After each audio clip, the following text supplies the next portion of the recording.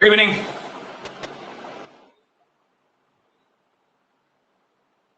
Sir.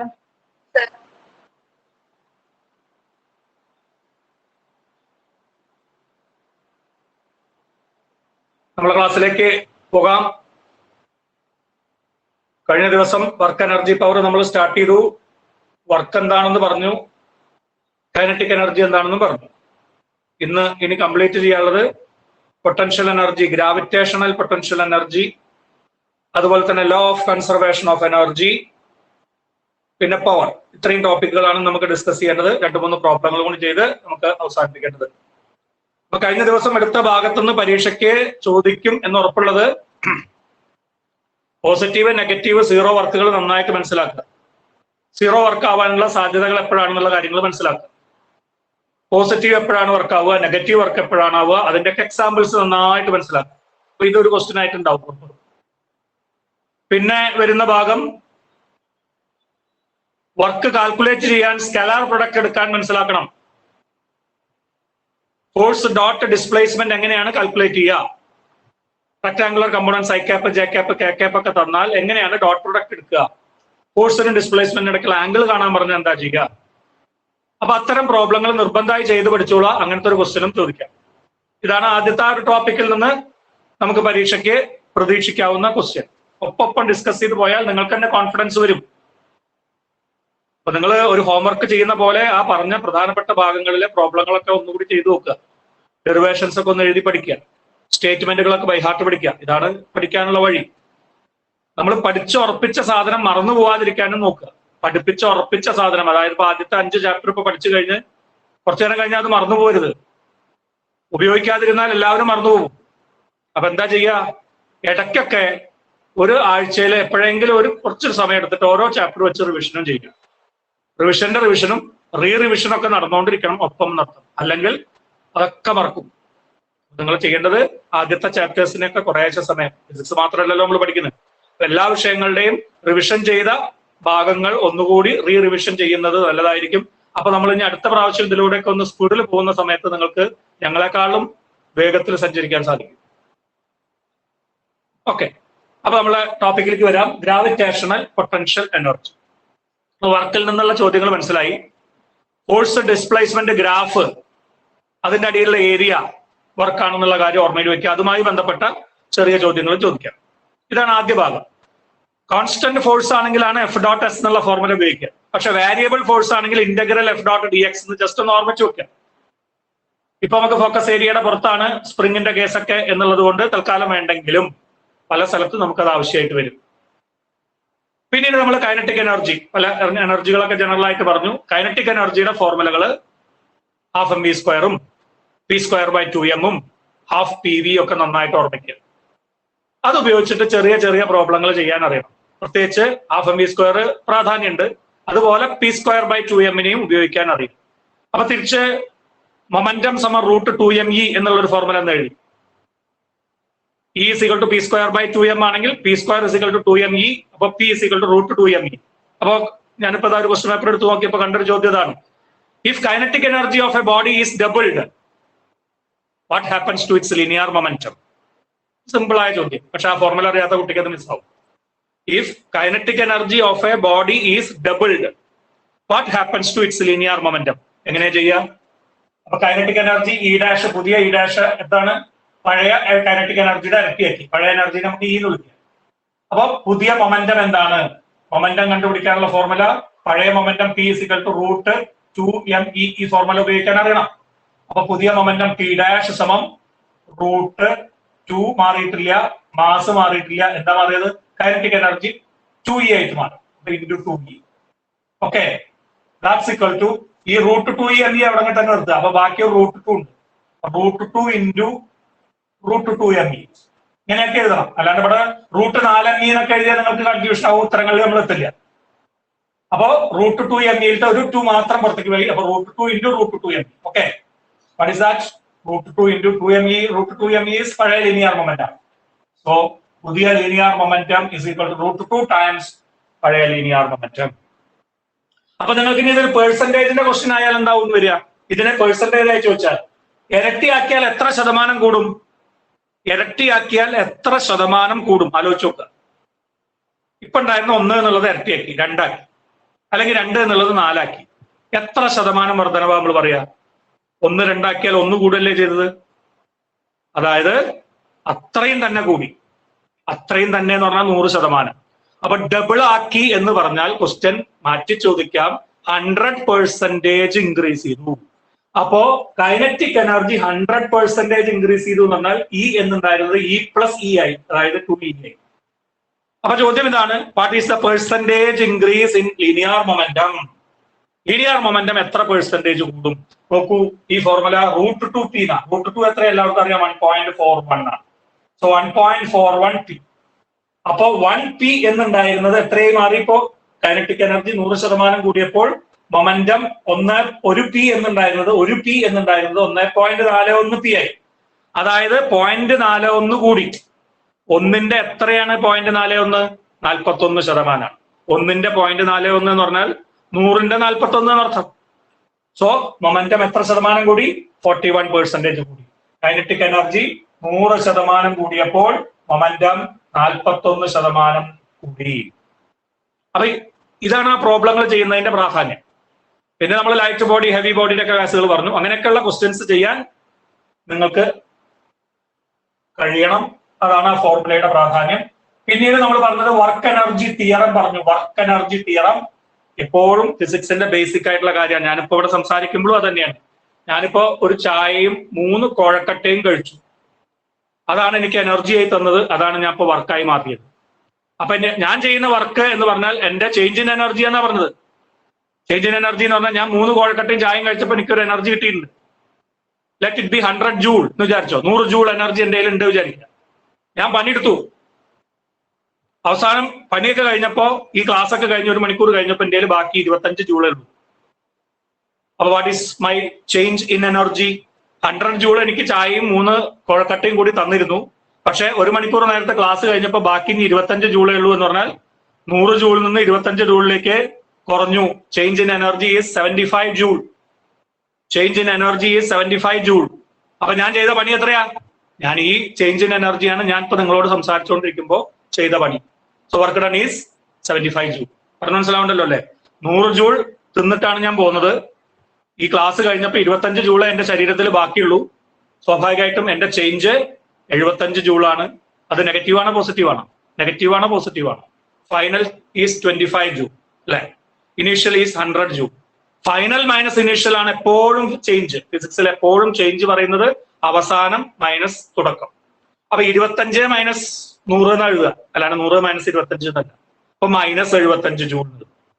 അപ്പൊ minus 75 ജൂളാണ് ഞാൻ ചെയ്ത വർക്ക്. ഓക്കെ, അപ്പൊ ഞാൻ ചെയ്ത വർക്ക് അവിടെ എനർജി കുറയുകയാണ് ചെയ്തത്. അതേസമയത്ത് പോസിറ്റീവായിട്ടുള്ള എനർജിയാണ് വന്നതെങ്കിൽ എനർജി കൂടുകയാണ് ചെയ്യുക.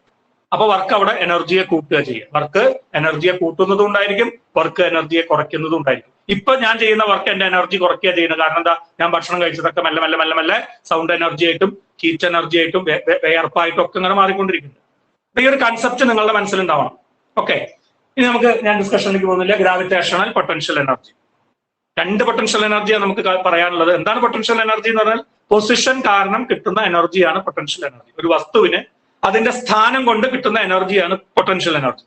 അപ്പൊ നമുക്ക് പലതും പറയാം. മുഖ്യമന്ത്രി പിണറായി വിജയന് ആ കസേരയിൽ ഇരിക്കുന്നത് കൊണ്ട്, അദ്ദേഹത്തിന്റെ സ്ഥാനം കൊണ്ട്, കേരളത്തില് അദ്ദേഹത്തിന്റെ മുഖ്യമന്ത്രി എന്ന് പറയുന്ന ആ സ്ഥാനം കൊണ്ട് ഒരു എനർജി ഉണ്ട്.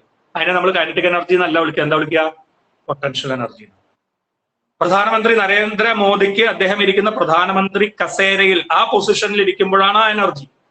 അപ്പൊ അതും പൊട്ടൻഷ്യൽ എനർജിയാണ്.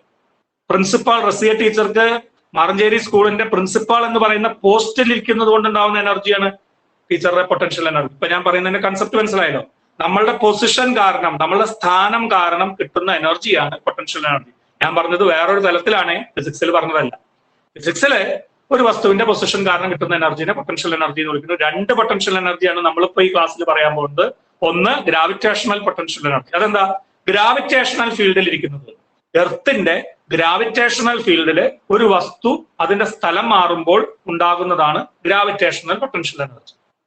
രണ്ടാമത്തത് ഇലാസ്റ്റിക് ആയിട്ടുള്ള സ്പ്രിങ് റീസ്റ്റോറിംഗ് ഫോഴ്സ് കാരണം ഉണ്ടാകുന്ന എനർജിയാണ്. അത് തൽക്കാലം നമ്മളിപ്പോ ഡിസ്കസ് ചെയ്യുന്നില്ല, ഫോക്കസ് ഏരിയയുടെ പുറത്തു പോയതുകൊണ്ട്. അപ്പൊ നമുക്ക് ഗ്രാവിറ്റേഷൻ പൊട്ടൻഷ്യൽ എനർജി എന്ന് പറഞ്ഞാൽ ഗ്രാവിറ്റേഷണൽ ഫീൽഡിൽ ഇരിക്കുന്നത് കൊണ്ട് ഒരു ബോഡിക്ക് ഉണ്ടാവുന്ന എനർജി, അതിന്റെ മോഷൻ കാരണം ഉണ്ടാവുന്നത് കൈനറ്റിക് എനർജിയാണ്. ഗ്രാവിറ്റേഷണൽ ഫീൽഡിൽ ഇരിക്കുന്നത് കൊണ്ട്. അപ്പൊ ശ്രദ്ധിക്കുക, അപ്പൊ നമ്മള് ഗ്രൗണ്ടിൽ ഇരിക്കുന്ന ഒരു വസ്തു m മാസുള്ള വസ്തുവാണ്. What are the forces acting on it? Yes, താഴേക്ക് mg ഉണ്ട്, മുകളിലേക്ക് ഈ നിലം കൊടുക്കുന്ന റിയാക്ഷൻ ഉണ്ട്, അതിങ്ങനെ ഈക്വിലിബ്രിയത്തിൽ ഇങ്ങനെ ഇരിക്കുക. അപ്പോഴാണ് ഞാൻ എക്സ്റ്റേണൽ ആയിട്ടുള്ള ഒരു ഫോഴ്സ് കൊടുത്തു. ഞാനൊരു ഫോഴ്സ് കൊടുക്കാത്തടത്തോളം കാലം ഇയാൾ അവിടുന്ന് മാറില്ല, കാരണം mg താഴേക്ക്, റിയാക്ഷൻ നേരെ മുകളിലേക്ക് ക്യാൻസൽ ചെയ്ത് പോകും, ഇക്വിലിബ്രിയാണ്, അയാളുടെ അവസ്ഥ അതേപോലെ കണ്ടിന്യൂ ചെയ്യും. പക്ഷെ ഞാൻ മുകളിലേക്ക് ഒരു ഫോഴ്സ് കൊടുത്തു. എത്ര ഫോഴ്സ് കൊടുക്കണം ഞാൻ? F ഈക്വൽ ടു എത്ര കൊടുക്കേണ്ടി വരും? താഴേക്ക് അനുഭവപ്പെടുന്ന ഫോഴ്സ് mg ആണ്. അപ്പൊ ഈ mg താഴേക്കുള്ള ഫോഴ്സിന് എതിരായി ഞാനൊരു ഫോഴ്സ് കൊടുക്കണം. mg തന്നെ ഞാൻ കൊടുത്താലേ അത് ഈക്വൽ ആവുള്ളൂ. mg യേക്കാൾ കൂടുതൽ കൊടുത്താൽ മുകളിലേക്ക് നെറ്റ് ഫോഴ്സ് ഉണ്ടാവും. ഇപ്പൊ ഞാൻ മുകളിലേക്ക് കൊടുക്കുന്ന ഫോഴ്സ് mg, താഴേക്കുള്ള ഫോഴ്സ് mg, രണ്ടും കൂടി ക്യാൻസൽ ചെയ്ത് പോകും. Net force 0. നെറ്റ് ഫോഴ്സ് 0 ആയാൽ എന്താ അർത്ഥം?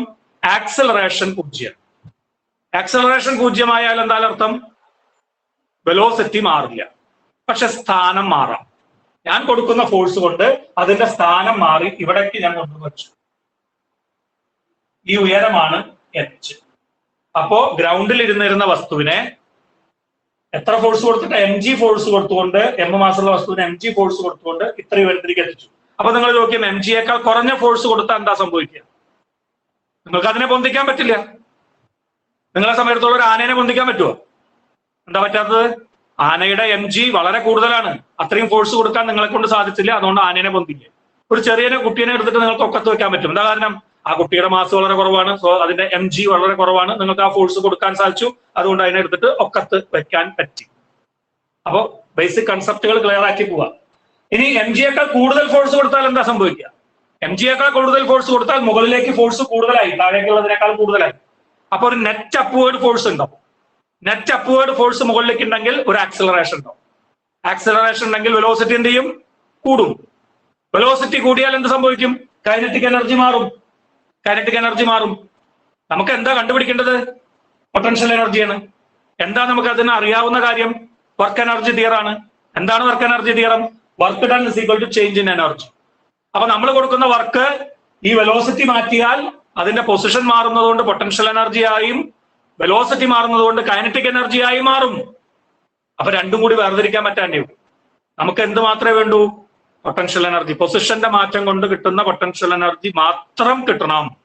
അപ്പൊ നമ്മൾ ചെയ്യുന്ന വർക്ക് മുഴുവൻ പൊസിഷൻ മാത്രം മാറ്റാവുന്നതാകണം, velocity മാറ്റരുത്, kinetic എനർജിനെ കൂട്ടരുത്.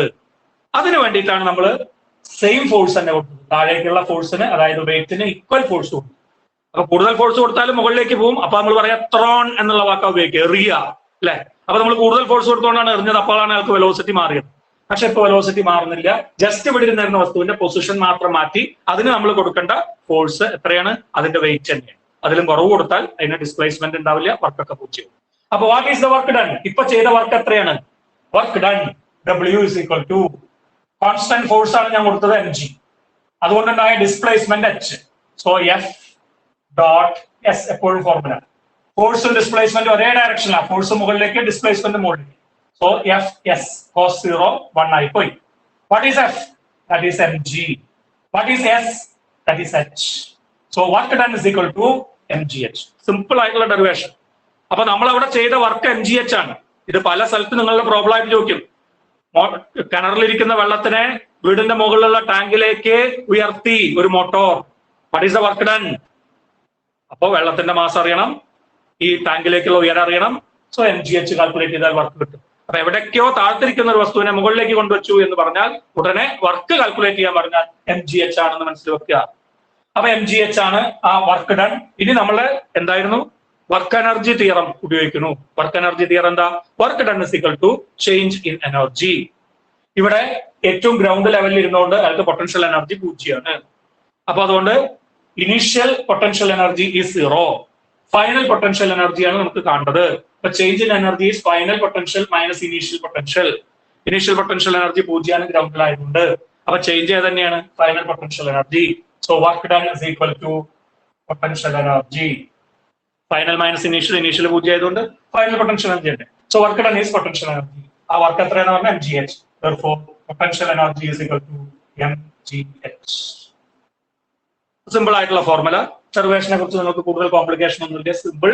Force into displacement എഴുതുക. എഫിന് പകരം mg കൊടുക്കുക, എസിന് പകരം h കൊടുക്കുക. mgh ആണ് വർക്ക്. വർക്ക് എനർജി തിയറി പറയാൻ ആ വർക്ക് അയാളുടെ പൊട്ടൻഷ്യൽ എനർജിയുടെ വർധനവായി സ്റ്റോർ ചെയ്യും.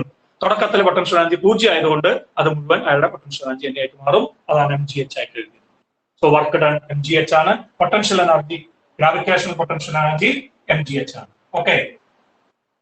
അപ്പൊ നമ്മൾ അടുത്ത പ്രധാനപ്പെട്ട ഒരു നിയമം, നിങ്ങൾക്ക് 4 മാർക്കിന്റെ ഒരു ക്വസ്റ്റ്യനിൽ വരാവുന്ന സാധനം, 4 മാർക്കിന്റെ എസ്സേയിൽ വരാവുന്ന സാധനം, law of conservation of energy prove ചെയ്യുക in the case of a freely falling body. Mechanical എനർജിയുടെ കൺസർവേഷൻ നമുക്ക് അതിൽ പ്രൂവ് ചെയ്യാൻ സാധിക്കും. എന്താണ് law of conservation of energy എന്ന് എല്ലാവർക്കും അറിയാം. നിങ്ങളോട് ഞാൻ പറഞ്ഞു തരേണ്ട കാര്യമില്ല. എന്താണ് law of conservation of energy? എനർജിയെ പുതുതായി നമുക്ക് ക്രിയേറ്റ് ചെയ്യാൻ സാധിക്കില്ല, അതേസമയത്ത് അതിനെ ഡിസ്ട്രോയ് ചെയ്യാനും സാധിക്കില്ല. പക്ഷെ എന്ത് ചെയ്യാൻ പറ്റും? ഒരു ഫോമിൽ ഇരിക്കുന്നതിനെ പിടിച്ച് മറ്റൊരു ഫോമിലേക്ക് മനുഷ്യന് മാറ്റാൻ സാധിക്കും. Energy can neither be created nor be destroyed but can be transformed from one form to another, or total energy of a system is conserved. Conservation of energy നിങ്ങൾക്ക് പല തരത്തിൽ ഇതിനെ വ്യാഖ്യാനിക്കാം. നിങ്ങൾ ഫാൻ തിരിയുന്ന സമയത്ത് എന്താണ് കൺസർവേഷൻ ഓഫ് എനർജി? ഇലക്ട്രിക്കൽ എനർജിയാണ് അവിടെ നമ്മൾ ഉണ്ടാക്കിയത്. ആ ഇലക്ട്രിക്കൽ എനർജി എന്താക്കി മാറ്റി? മെക്കാനിക്കൽ എനർജി ആക്കി മാറ്റി. കൺസർവേഷൻ ആണ്. ടോട്ടൽ എനർജി ഒന്നും മാറിയില്ല. ബൾബ് കത്തുന്ന സമയത്ത് എന്താ ഉണ്ടായത്? Electrical energy is converted into light energy and heat energy. അപ്പൊ ലൈറ്റ് എനർജി ഹീറ്റ് എനർജിയും കൂടി കൂട്ടിയാൽ നേരത്തെ ഇലക്ട്രിക്കൽ എനർജിക്ക് തുല്യമാകുമെന്നർത്ഥം. ടോട്ടൽ എനർജി കൺസർവ്ഡ് ആണ്. മോട്ടോർ അടിക്കുന്ന സമയത്ത് electrical energy is converted into mechanical energy. രണ്ടും ഈക്വൽ ആയിരിക്കണം. ജനറേറ്റർ വർക്ക് ചെയ്യുന്ന സമയത്ത് mechanical energy is converted into electrical energy. അവിടെ ചെയ്ത മെക്കാനിക്കൽ വർക്ക് മുഴുവൻ അവിടുത്തെ ഇലക്ട്രിക്കൽ എനർജി ആയിട്ട് മാറിയിട്ടുണ്ടാവും. ഒരു ബാറ്ററി നിങ്ങൾ ചാർജ് ചെയ്യാൻ വേണ്ടിയിട്ട് കുത്തിവെക്കുന്ന സമയത്ത് അറിയാലോ, മൊബൈലിന്റെ ചാർജ് ചെയ്യാൻ വേണ്ടിയിട്ട് ബാറ്ററി കുത്തിവെക്കുന്ന സമയത്ത്, മൊബൈൽ ചാർജ് ചെയ്യുന്ന സമയത്ത് എന്താ നടക്കുന്നത്? അവിടെ electrical energy is converted into ആ ബാറ്ററിയുടെ ഉള്ളിൽ എന്താക്കി മാറും? കെമിക്കൽ എനർജി ആയിട്ട് സ്റ്റോർ ചെയ്യും. അപ്പൊ അവിടെ നിന്ന് ഉപയോഗിച്ച ഇലക്ട്രിക്കൽ എനർജി മുഴുവൻ ആ ബാറ്ററിയുടെ ഉള്ളിലെ കെമിക്കൽ എനർജി ആയിട്ടിരിക്കും. തിരിച്ച് ആ ബാറ്ററി വർക്ക് ചെയ്തുകൊണ്ടിരിക്കുകയാണ്, നിങ്ങൾ ചാർജിംഗ് ഒക്കെ ഒഴിവാക്കി ബാറ്ററി വർക്ക് ചെയ്തുകൊണ്ടിരിക്കുകയാണെങ്കിൽ എന്താ സംഭവിക്കുക? That chemical energy is converted into electrical energy. അപ്പൊ എപ്പോഴും അങ്ങോട്ടും ഇങ്ങോട്ടും മാറ്റാൻ പറ്റുമെന്ന് മാത്രമേ ഉള്ളൂ. ആകെ ഉള്ളതിനെ നമുക്ക് എന്ത് ചെയ്യാൻ പറ്റില്ല? നശിപ്പിക്കാനും പറ്റില്ല, നിർമ്മിക്കാനും പറ്റില്ല. ആകെ എപ്പോഴും സെയിം ആണ്. ഇതാണ് law of conservation of energy. അപ്പോ സ്റ്റേറ്റ്മെന്റ് ഓർമ്മിച്ച് വെക്കുക, 1 മാർക്ക് കിട്ടും. നമ്മളോട് അത് പ്രൂവ് ചെയ്യാൻ പറയാണ്. പല സിറ്റുവേഷനിൽ നമുക്ക് അത് പ്രൂവ് ചെയ്യാം. 2 സിറ്റുവേഷൻ നിങ്ങൾ ഈ വർഷം പഠിക്കുന്നു. ഒന്ന് സിമ്പിൾ ഹാർമോണിക് മോഷനിൽ പഠിച്ചിട്ടുണ്ട്. ഒരു പെൻഡുലം അല്ലെങ്കിൽ ഒരു സിമ്പിൾ ഹാർമോണിക് ഓസിലേറ്റർ ഓസിലേറ്റ് ചെയ്യുമ്പോൾ അതിന്റെ kinetic energy ½ m⍵² v² minus x². Potential energy ½ m⍵² x². ½ m⍵² a² minus x² ആണ് കൈനറ്റിക് എനർജി. ½ m⍵² x² ആണ് potential energy. Total energy ½ m⍵² a². ഓർമ്മിക്കുന്നുണ്ടാവും. That is constant. Mean പൊസിഷനിൽ മുഴുവൻ kinetic എനർജിയാണ്, potential energy 0 ആണ്. Extreme പൊസിഷൻസിൽ മുഴുവൻ potential എനർജിയാണ്, kinetic energy 0 ആണ്. ഇടയിലുള്ള ഏത് സ്ഥലത്ത് നോക്കിയാലും രണ്ടും ഉണ്ടാവും, പക്ഷെ രണ്ടും കൂടി കൂട്ടിയാൽ ടോട്ടൽ എനർജി മാറില്ല. ഇത് അവിടെ പ്രൂവ് ചെയ്യും. ഇവിടെ അതേപോലെ ഒരു ഫ്രീലി ഫോളിംഗ് ബോഡിയുടെ കേസിൽ ടോട്ടൽ മെക്കാനിക്കൽ എനർജി, അവിടെ ഹീറ്റ് എനർജി ലൈറ്റ് എനർജി ഒന്നും അല്ല ഇപ്പൊ നമ്മൾ പറയുന്നത്, ടോട്ടൽ മെക്കാനിക്കൽ എനർജി കൺസർവ്ഡ് ആണ് എന്ന് തെളിയിക്കുക in the case of a freely falling body. അപ്പൊ state law of conservation of energy and prove it in the case of a freely falling body, or total mechanical energy of a freely falling body is constant, conserved എന്ന് തെളിയിക്കണം. ഒരു 3 situation വെച്ച് നിങ്ങൾക്ക് ചെയ്യണം. നിങ്ങളൊക്കെ എഴുതി പഠിച്ചതാവും. ഒന്നും കൂടി ഞാൻ ആവർത്തിക്കുകയാണ്, എളുപ്പമുള്ളതാണ്, സ്പീഡ് പോകാം. Consider A body of mass m initially at rest. Rest എന്ന് പറഞ്ഞാൽ നമുക്ക് u is equal to 0, initial velocity 0. It is placed at a height h, ഇവിടേക്കുള്ള ഉയരം h ആണ്. ഇറ്റ് ഈസ് ഡ്രോപ്പ്, താഴേക്ക് വന്നുകൊണ്ടിരിക്കുകയാണ്. താഴത്തേക്ക് വന്നുകൊണ്ടിരിക്കുമ്പോൾ ഏതെങ്കിലും ഒരു പൊസിഷനും കൂടി നിങ്ങൾ കാണിക്കണം. അപ്പൊ ആദ്യത്തെ പൊസിഷൻ എ, രണ്ടാമത്തെ പൊസിഷൻ ബി, ഏറ്റവും അവസാനം ഭൂമിയിൽ വന്ന് തട്ടുന്ന പൊസിഷൻ സി. 3 പൊസിഷൻസ് കാണിച്ചു. ഇയാൾ ഇങ്ങനെ താഴേക്ക് വരികയാണ്. അയാളുടെ മാസ് m ആണ്. ഇവിടേക്ക് എത്തുമ്പോൾ അയാളുടെ വെലോസിറ്റി ലെറ്റ് ബി v1. താഴത്തെത്തുമ്പോൾ അയാളുടെ വെലോസിറ്റി ലെറ്റ് ബി v. അപ്പൊ ഇനീഷ്യൽ വെലോസിറ്റി 0, മെല്ലെ മെല്ലെ മെല്ലെ കൂടി വരും, v1 ആയി v ആയി മാറും. പൊസിഷൻ ഉയരം മെല്ലെ മെല്ലെ മെല്ലെ അങ്ങനെ കുറഞ്ഞു വരും. ഇവിടേക്ക് സഞ്ചരിച്ച ദൂരം x. ഇവിടുന്ന് a എന്നുള്ള പൊസിഷനിൽ നിന്ന് d എന്നുള്ള പൊസിഷനിലേക്ക് സഞ്ചരിച്ച ദൂരം x. അപ്പൊ ബാക്കി എത്ര ഉണ്ടാവും? മൊത്തം h ആണ്. അതിൽ x പോയി കഴിഞ്ഞാൽ h മൈനസ് x അടിയിൽ നിന്നുണ്ടാവും. d എന്നുള്ള പൊസിഷനിലേക്ക് അടിയിൽ നിന്നുള്ള ഉയരം h മൈനസ് x, മുകളിൽ നിന്നുള്ള താഴ്ച x. ഇതൊക്കെ അവിടെ എഴുതി വെക്കുക. എന്നിട്ട് ഈ 3 പൊസിഷനിലും അയാളുടെ ടോട്ടൽ എനർജി കാണുകയാണ്. അയാൾക്ക് മെക്കാനിക്കൽ എനർജി മാത്രമേ ഉള്ളൂ, that is kinetic energy and potential energy only. അപ്പൊ അതിന്റെ ഹയസ്റ്റ് പൊസിഷൻ, ഏറ്റവും ഉയരത്തിലുള്ള പൊസിഷനിലേക്ക് ആദ്യം എഴുതി വെക്കുക. അയാൾക്ക് എത്ര kinetic energy? Kinetic energy is equal to half M U square അല്ലെ? യു ആണ് ഇനീഷ്യൽ വെലോസിറ്റി. ആ യു എത്രയാ? 0. So that is equal to half M into 0, that's equal to 0. അപ്പോ ഹയസ്റ്റ് പോയിന്റില് അയാളുടെ kinetic energy 0. That is potential energy. Potential energy is equal to M G H. M mass, G acceleration to gravity, H ഉയരത്തിലാണ് M G H. അപ്പോ total energy is, potential energy is M G H. therefore total energy is equal to, ഇങ്ങനെ തന്നെ formula എഴുതി പോവാ, KE plus PE, that's equal to KE 0 plus PE mgh. therefore total energy is equal to mgh. equation number 1. അപ്പൊ A എന്നുള്ള പൊസിഷനിലെ total energy കിട്ടി mgh. Kinetic energy 0 ആണ്, മുഴുവനും potential energy ആയിരുന്നു. താഴേക്ക് വരുമ്പോൾ മെല്ലെ മെല്ലെ മെല്ലെ ഉയരം കുറഞ്ഞു വന്നു. അപ്പൊ പൊട്ടൻഷ്യൽ എനർജി കുറയും. എച്ച് കുറയുന്നതുകൊണ്ട് പൊട്ടൻഷ്യൽ എനർജി കുറയും. പക്ഷെ വെലോസിറ്റി കൂടി കൂടി വരും, അതുകൊണ്ട് കൈനറ്റിക് എനർജി കൂടും. അപ്പൊ താഴേക്ക് വരുന്നതോറും പൊട്ടൻഷ്യൽ എനർജി രൂപം മാറുന്നു, കൈനറ്റിക് എനർജി ആയിട്ട് മാറുന്നു. അങ്ങനെ ബി എന്നുള്ള പൊസിഷൻ നോക്കുക. What is it's kinetic energy? നമ്മൾ അവിടെ എഴുതിയിട്ട് വെലോസിറ്റി 0 അല്ല, അപ്പൊ V1 ആണ്. So half M V1 square എന്ന് എഴുതാം.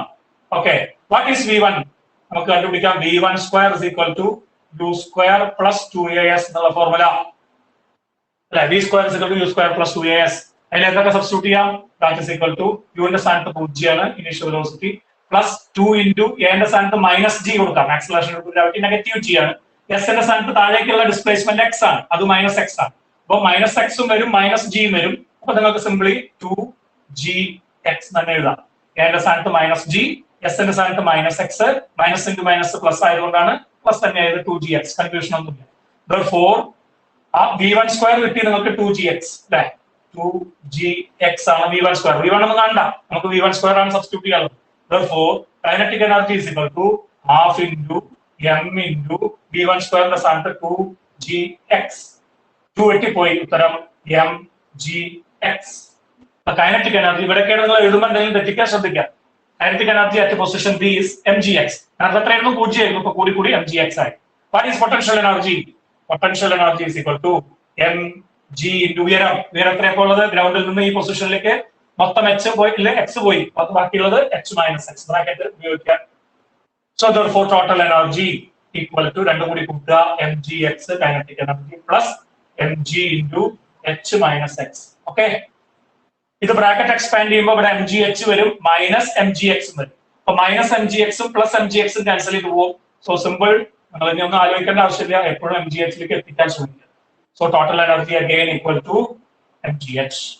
ഒന്നും എക്സ്പാൻഡ് ചെയ്യാൻ നോക്കണ്ട, നമുക്ക് ഉത്തരം കിട്ടുന്ന അറിയാലോ, mgh കിട്ടില്ല. ഇനി അറ്റ് ദ ഏറ്റവും ബോട്ടം പൊസിഷൻ സി നോക്കുക. കൈനറ്റിക് എനർജി ഈക്വൽ ടു അവിടുത്തെ വെലോസിറ്റി v ആണ്, വീണ്ടും കൂടി വെലോസിറ്റി താഴത്തെത്തുമ്പോൾ വെലോസിറ്റി മാക്സിമം ആവും. So half M v square. What is v square? v square is equal to u square plus 2as. That's equal to 0 plus 2gh. അല്ലെ? നേരത്തെ പറഞ്ഞ പോലെ തന്നെ ഇപ്പോ എക്സലേഷൻ വീണ്ടും മൈനസ് ജി തന്നെ, ഡിസ്പ്ലേസ്മെന്റ് സ്ഥാനത്ത് എച്ച് താഴത്തേക്ക് വന്നു. So minus H. താഴേക്ക് വരുമ്പോഴൊക്കെ നെഗറ്റീവ് കൊടുക്കുക. അപ്പൊ minus H into minus G ആണ്, പ്ലസ് ജി എച്ച് ആയിട്ട് മാറി 2gh. So kinetic energy is equal to half into M into v സ്ക്വയറിന്റെ സ്ഥാനത്ത് 2gh. 2 ക്യാൻസൽ ചെയ്ത് പോകും. So kinetic energy is equal to 2 cancel ചെയ്ത് പോയാൽ mgh. Okay, potential energy is equal to താഴത്തെത്തി, ഉയരണ്ടോ? ഇല്ല, ഭൂമിയിൽ നിന്നുള്ള ഉയരം 0 ആയി, ഗ്രൗണ്ടിലെത്തി. therefore potential energy is mg into 0. that's equal to 0. therefore total energy is equal to വീണ്ടും kinetic energy mgh plus potential energy 0. so total energy is equal to mgh. equation number 3. അപ്പൊ നിങ്ങൾക്ക് എത്ര വേഗം പ്രൂവ് ചെയ്യാൻ പറ്റി? A എന്നുള്ള പൊസിഷനിലും total energy mgh, B എന്നുള്ള പൊസിഷനിലും total energy mgh, C എന്നുള്ള പൊസിഷനിലും ടോട്ടൽ എനർജി mgh. തുടക്കത്തിൽ അത് പൂർണ്ണമായും പൊട്ടൻഷ്യൽ എനർജി ആയിരുന്നു. താഴേക്ക് വന്നുകൊണ്ടിരിക്കുമ്പോൾ ബി എന്നുള്ള പൊസിഷനിൽ എത്തിയപ്പോൾ അത് ഭാഗിക്കപ്പെട്ടു, കുറച്ച് കൈനറ്റിക് എനർജി ആയി മാറി, കുറച്ച് പൊട്ടൻഷ്യൽ എനർജി ഉണ്ട്. അങ്ങനെ ഏറ്റവും ഗ്രൗണ്ടിൽ എത്തിയപ്പോൾ അത് പൂർണ്ണമായും കൈനറ്റിക് എനർജി ആയിട്ട് മാറി.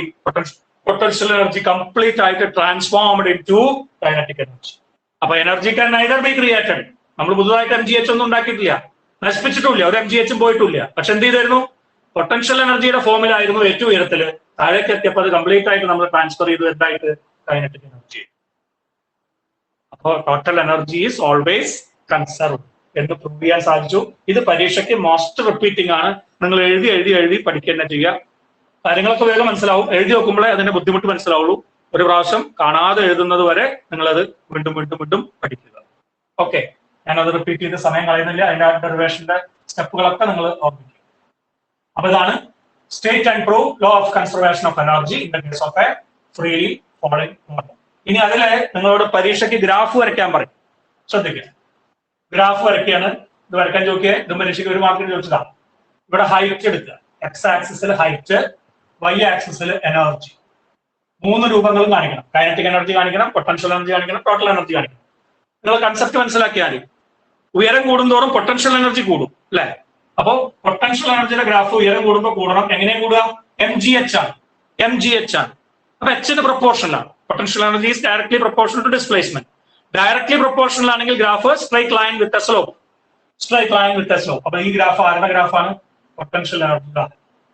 എച്ച് ഹൈറ്റ് കൂടിയപ്പോ കൂടി കൂടി കൂടി വന്നു. ഈ ഹൈറ്റിനെ നമുക്ക് എന്ത് വിളിക്കാം? എച്ച് എന്ന് കാണിക്കാം.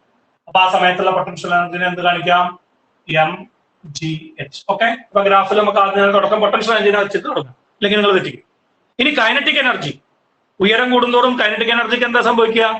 ഉയരം കൂടുന്തോറും വെലോസിറ്റിക്ക് എന്താ സംഭവിക്കുക? കുറഞ്ഞു കുറഞ്ഞു കുറഞ്ഞു കുറഞ്ഞു കുറഞ്ഞു ഏറ്റവും ഉയരത്തിലെത്തുമ്പോൾ വെലോസിറ്റി 0 കൈനറ്റിക് എനർജി 0. അപ്പൊ തുടക്കത്തിൽ നല്ലോണം കൈനറ്റിക് എനർജി, അവസാനിക്കുമ്പോൾ കൈനറ്റിക് എനർജി 0. തുടക്കത്തിൽ ഹൈറ്റ് 0 ആകുമ്പോൾ കൈനറ്റിക് എനർജി മാക്സിമം എത്രയത്? നേരത്തെ പറഞ്ഞിരുന്നത് MGH. ഇനി അത് ഏറ്റവും ഉയരത്തിൽ എത്തുമ്പോൾ കൈനറ്റിക് എനർജി 0 ആയിട്ട് മാറും. അപ്പൊ ഗ്രാഫ് നേരെ തിരിച്ചാണ്. So this is kinetic energy. ഗ്രൗണ്ടിൽ മാക്സിമം ആൻഡ് ഹയസ്റ്റ് പോയിന്റിൽ വെലോസിറ്റി 0 ആകുമ്പോൾ കൈനറ്റിക് എനർജി 0. ഇനി ടോട്ടൽ എനർജി എപ്പോഴും MGH എന്നാവും. എപ്പോഴും MGH. അപ്പോ it is a straight line without slope. So this is total energy. ഈ ഗ്രാഫ് വരയ്ക്കാൻ പഠിച്ചോളാം. Total energy straight line without slope. H ഉയരത്തിലാണെങ്കിൽ MGH. എപ്പോഴും MGH. ഇനി കൈനറ്റിക് എനർജി ഉയരം കൂടുന്നതോറും കുറഞ്ഞു കുറഞ്ഞു കുറഞ്ഞു വരും. പൊട്ടൻഷ്യൽ എനർജി ഉയരം കൂടുന്നതോറും കൂടി കൂടി വരും. ഒക്കെ സ്ട്രൈറ്റ് ലൈൻ ആണ്. ഇത് സിമ്പിൾ ഹാർമോണിക് മോഷനിൽ നമ്മൾ തുറന്നു വെച്ച പാത്രം, അടച്ചു വെച്ച പാത്രം, കമത്തി വെച്ച പാത്രം, എന്നിട്ട് അതിന്റെ അടപ്പ് എന്നൊക്കെ പറഞ്ഞിരുന്നു. അത് പരാബോളിക് ആയിരുന്നു. സിമ്പിൾ ഹാർമോണിക് മോഷനിൽ കെയും പിയും ഒക്കെ പരാബോളിക് ആയിട്ടാണ് വാരി ചെയ്യുക. ടോട്ടൽ എനർജി വാരി ചെയ്യില്ല, സ്ട്രൈറ്റ് ലൈൻ തന്നെ. ഇവിടെ കെയും പിയും വാരി ചെയ്യുക, സ്ട്രൈറ്റ് ലൈൻ ആയിട്ടാണ്. ഈ ഗ്രാഫിന്റെ പ്രാധാന്യം ഓർമ്മിക്കുക. പരീക്ഷയ്ക്ക് ഗ്രാഫ് മാത്രമായിട്ടും ഇതിന്റെ പിന്നാലെ ചോദ്യം വരും. അപ്പൊ 4 മാർക്കിലേക്ക് 5 മാർക്കിലേക്ക് അതിൽ 1 മാർക്ക് ഈ ഗ്രാഫ് മാത്രം വരയ്ക്കാനായിരിക്കും. ഓക്കെ, അപ്പൊ നമ്മൾ എന്തൊക്കെ പഠിച്ചു? 2 നിയമങ്ങൾ പഠിച്ചു. വർക്ക് എനർജി തിയറവും പഠിച്ചു. ലോ ഓഫ് കൺസർവേഷൻ ഓഫ് എനർജിയും ഈ ചാപ്റ്ററിന്റെ ഭാഗമായിട്ട് പഠിച്ചു. ഇനി അടുത്തത് ജസ്റ്റ് ഒന്ന് ഫോർമുല ഓർമ്മിച്ചു പോവുക. നമുക്ക് ഫോക്കസ് ഏരിയയിൽ ഇല്ലെങ്കിലും ഒരു സ്പ്രിങ് എന്ന് പറയുമ്പോൾ നമ്മളെ മനസ്സിൽ ഇങ്ങനെ ഒരു ചിത്രം ഉണ്ടാവണം. ഇതാണ് സ്പ്രിങ്. ഇതിനൊന്ന് വലിച്ചു നീട്ടി എങ്ങനെ ഈ ഡിസ്പ്ലേസ്മെന്റ് ആണ് എക്സ്. ഇത്രയും ഞാൻ വലിച്ചു നീട്ടി. ഈ സ്പ്രിങ്ങിന്റെ കോൺസ്റ്റന്റ് കെ ആണെന്ന് വിചാരിക്കുക. അങ്ങനെയാണെങ്കിൽ ഞാൻ ചെയ്യുന്ന work W is equal to integral F dx ആണ്. That's equal to integral Kx dx ആണ്. ഇതൊന്ന് നിങ്ങൾ ഈ F എന്ന് പറഞ്ഞാൽ force is equal to Kx ആണ്. where K is force constant അല്ലെങ്കിൽ spring constant. That's equal to ഇതിനെ സിംപ്ലിഫൈ ചെയ്താൽ ഉത്തരം ½ kx square. ഇതാണ് അതിന്റെ പൊട്ടൻഷ്യൽ എനർജി. ഇത്രയും കാര്യം ഒന്ന് മനസ്സിൽ വെക്കുന്നത് നല്ലതാണ്. ഫോക്കസ് ഏരിയയിൽ ഇല്ലെങ്കിലും പണ്ട് സ്ഥിരം ചോദിക്കുന്ന ചോദ്യമാണ്. ഒരു സ്പ്രിങ്ങിനെ വലിച്ചു നീട്ടുമ്പോൾ ചെയ്യുന്ന വർക്ക് ആ സ്പ്രിങ്ങിന്റെ പൊസിഷനിലെ മാറ്റം കൊണ്ടുണ്ടാകുന്ന പൊട്ടൻഷ്യൽ എനർജി ആയിട്ട് സ്റ്റോർ ചെയ്യും. ആ വർക്ക് വേരിയബിൾ ഫോഴ്സ് ചെയ്യുന്നതായതുകൊണ്ട് ഇന്റഗ്രൽ F dx ആണ് ഉപയോഗിക്കുന്നത്. എഫിന് പകരം Kx ആണ്. K എന്ന് പറഞ്ഞാൽ സ്പ്രിംഗ് കോൺസ്റ്റന്റ് ആണ്. ഇന്റഗ്രേറ്റ് ചെയ്താൽ കിട്ടുന്ന ഉത്തരം ½ kx square ആണ്. ഈ വർക്കാണ് അതിന്റെ പൊട്ടൻഷ്യൽ എനർജി. ആ സ്ട്രെച്ച്ഡ് പൊസിഷനിലെ പൊട്ടൻഷ്യൽ എനർജി ½ kx square. എന്തായാലും നിങ്ങൾ ഫോക്കസ് ഏരിയയുടെ പുറത്തും എൻട്രൻസും കാര്യങ്ങളൊക്കെ ആലോചിക്കുന്ന കുട്ടികളാണ്. അതുകൊണ്ട് അവിടെ ഡെറിവേഷൻ ഒന്നും ആവശ്യമില്ല, പക്ഷെ ഫോർമുല ഓർമ്മിക്കണം. Potential energy of a spring is ½ kx square. അതിൽ K എന്ന് പറഞ്ഞാൽ സ്പ്രിംഗ് കോൺസ്റ്റന്റ്. സ്പ്രിംഗ് കോൺസ്റ്റന്റിന്റെ യൂണിറ്റ് ഡയമെൻഷൻ ഫോർമുലേക്ക് അറിയാം. ന്യൂട്ടൺ പെർ മീറ്റർ ആണ് സ്പ്രിംഗ് കോൺസ്റ്റന്റിന്റെ യൂണിറ്റ്. ഡയമെൻഷൻ ഫോർമുല m(t⁻²) ആണ്. Same as that of surface tension ആണ്. ആ ഭാഗത്ത് നിന്ന് ക്വസ്റ്റ്യൻസ് ഒക്കെ വരും. അതാണ് പൊട്ടൻഷ്യൽ എനർജി. എക്സ് എന്ന് പറഞ്ഞാൽ അതിന്റെ എക്സ്റ്റൻഷൻ അല്ലെങ്കിൽ കംപ്രഷൻ. എക്സ്റ്റൻഷന് പകരം അങ്ങോട്ട് കംപ്രസ് ചെയ്യുകയും ചെയ്യും. അത് എങ്ങനെയാക്കാം? നിങ്ങൾ ഈ സ്പ്രിങ്ങിനെ ഒന്ന് അമർത്തി എങ്ങനെയാവും അല്ലെ? അപ്പൊ ഈ ദൂരവും എന്താണ്? എക്സ് തന്നെയാണ്. അപ്പൊ അങ്ങോട്ട് അമർത്തിയതായാലും വേണ്ടില്ല, ഇങ്ങോട്ട് വലിച്ചു നിർത്തിയതായാലും വേണ്ടില്ല, കംപ്രഷൻ ആയാലും വേണ്ടില്ല, എക്സ്റ്റൻഷൻ ആയാലും വേണ്ടില്ല, അതാണ് എക്സ്. അപ്പൊ ചെയ്യുന്ന വർക്കാണ് അതിന്റെ പൊട്ടൻഷ്യൽ എനർജി. ആ ഫോർമുല ഒന്ന് ഓർമ്മയിൽ വെക്കുക. ഞാനൊന്ന് പറഞ്ഞു പോയി മാത്രം, കാരണം ഇമ്പോർട്ടന്റ് ആണ്. നിങ്ങൾ ഓൾറെഡി പഠിച്ചു കഴിഞ്ഞതാണ്. എന്തായാലും മറന്നു പോകേണ്ട ഫോർമുലയെങ്കിലും ഓർമ്മിക്കുക. ഓക്കെ, അപ്പോ ലാസ്റ്റ് ഹെഡിങ്ങിലേക്ക് നമ്മൾ പോവാണ്. And that is formula. എന്താണ് പവർ? അപ്പൊ വീണ്ടും പഠിച്ചത് ഓർമ്മിക്കുക.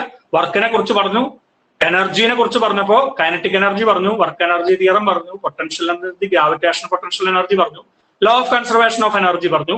ഓക്കെ, ഇനി അതിന് ഒരു പ്രോബ്ലം കൂടി ചെയ്താൽ നമുക്ക് അതിന്റെ കൺസെപ്റ്റ് മനസ്സിലാവും. നമുക്ക് ചെയ്യാതെ കഴിഞ്ഞു പവറിലേക്ക് വരാം. പവർ ഒന്നും പറയാല്ലേ, വളരെ എളുപ്പം. എന്താ പവർ എന്ന് പറഞ്ഞാൽ? വർക്ക് എന്തായിരുന്നു? ഫോഴ്സിന്റെ ഗുണം കാണിക്കുന്ന ഫിസിക്കൽ ക്വാണ്ടിറ്റിയാണ് വർക്ക്. എനർജി എന്തായിരുന്നു? വർക്ക് ചെയ്യാനുള്ള കഴിവിനെ കാണിക്കുന്ന ഫിസിക്കൽ ക്വാണ്ടിറ്റിയാണ് എനർജി. രണ്ടാക്കാരും യൂണിറ്റും ഡയമെൻഷൻ ഫോമിലൊക്കെ സെയിം ആയിരുന്നു. അപ്പൊ എന്തിനാണ് പവർ? പവർ കാണിക്കുന്നത് നിങ്ങൾ ടൈമിനായിട്ട് കണക്ട് ചെയ്യുക. എവിടെ ടൈം ഒന്നുമില്ല. നമുക്കറിയാം ടൈമിനായിട്ട് കണക്ട് ചെയ്താലേ നമുക്ക് എല്ലാം മനസ്സിലാക്കാൻ പറ്റും. നമ്മൾ പൊസിഷനെ ടൈമിനായിട്ട് കണക്ട് ചെയ്തു, വെലോസിറ്റിയെ ടൈമിനായിട്ട് കണക്ട് ചെയ്തു, ആക്സലറേഷനെ ടൈമിനായിട്ട് കണക്ട് ചെയ്തു, ഒക്കെ ചെയ്തിട്ടാണ് നമ്മൾ ഓരോ ഭാഗങ്ങളും ഫിസിക്സിൽ പഠിച്ചുകൊണ്ടിരിക്കുന്നത്. എന്നാലേ നമുക്ക് എല്ലാ കാര്യങ്ങളും കൃത്യമായി മനസ്സിലാവുള്ളൂ. അപ്പൊ എല്ലാം റിലേറ്റഡ് ടു ടൈമാണ്. അപ്പൊ ഇവിടെ പറഞ്ഞ വർക്ക് അല്ലെങ്കിൽ എനർജിനെയും നമ്മൾ ടൈമിനായിട്ട് കണക്ട് ചെയ്യാം. അപ്പൊ എന്താണ് പവർ? നിങ്ങൾക്ക് എക്സാമ്പിൾ ആലോചിച്ചാൽ തന്നെ അറിയാം. ഒരു മോട്ടർ അടിച്ച് ടാങ്കിലെ വെള്ളം നിറയ്ക്കുക. നിങ്ങൾ ഒരു മോട്ടർ അടിച്ചപ്പോ ആ ടാങ്ക് ഫുൾ കാലിയാണ്, എന്നിട്ട് മോട്ടർ അടിച്ച് വെള്ളം നിറയ്ക്കുക. 1 മണിക്കൂർ വേണ്ടി വന്നു ഒരു ടാങ്ക് നിങ്ങൾക്ക് നിറയ്ക്കാൻ. ആ മോട്ടർ 1 മണിക്കൂർ പ്രവർത്തിച്ചപ്പോഴാണ് ടാങ്ക് നിറഞ്ഞത്. ആ മോട്ടർ നിങ്ങൾ മാറ്റി വേറൊരു മോട്ടർ വെച്ചു. ആ മോട്ടർ അടിച്ചപ്പോൾ 1/2 മണിക്കൂർ കൊണ്ട് നിങ്ങളുടെ ടാങ്ക് നിറഞ്ഞു. പുതിയൊരു മോട്ടർ വാങ്ങിച്ചിട്ട് ആ ടാങ്ക് ഉപയോഗിച്ചുകൊണ്ട് കാലിയായ ടാങ്ക് നിറയ്ക്കാൻ വേണ്ടിയിട്ട് നിങ്ങൾക്ക് വേണ്ടി വന്നത് 1/2 മണിക്കൂറാണ്. അപ്പൊ എന്താണ് അവിടെ? നേരത്തെ പറഞ്ഞു വർക്ക് സെയിമാ അല്ലെ?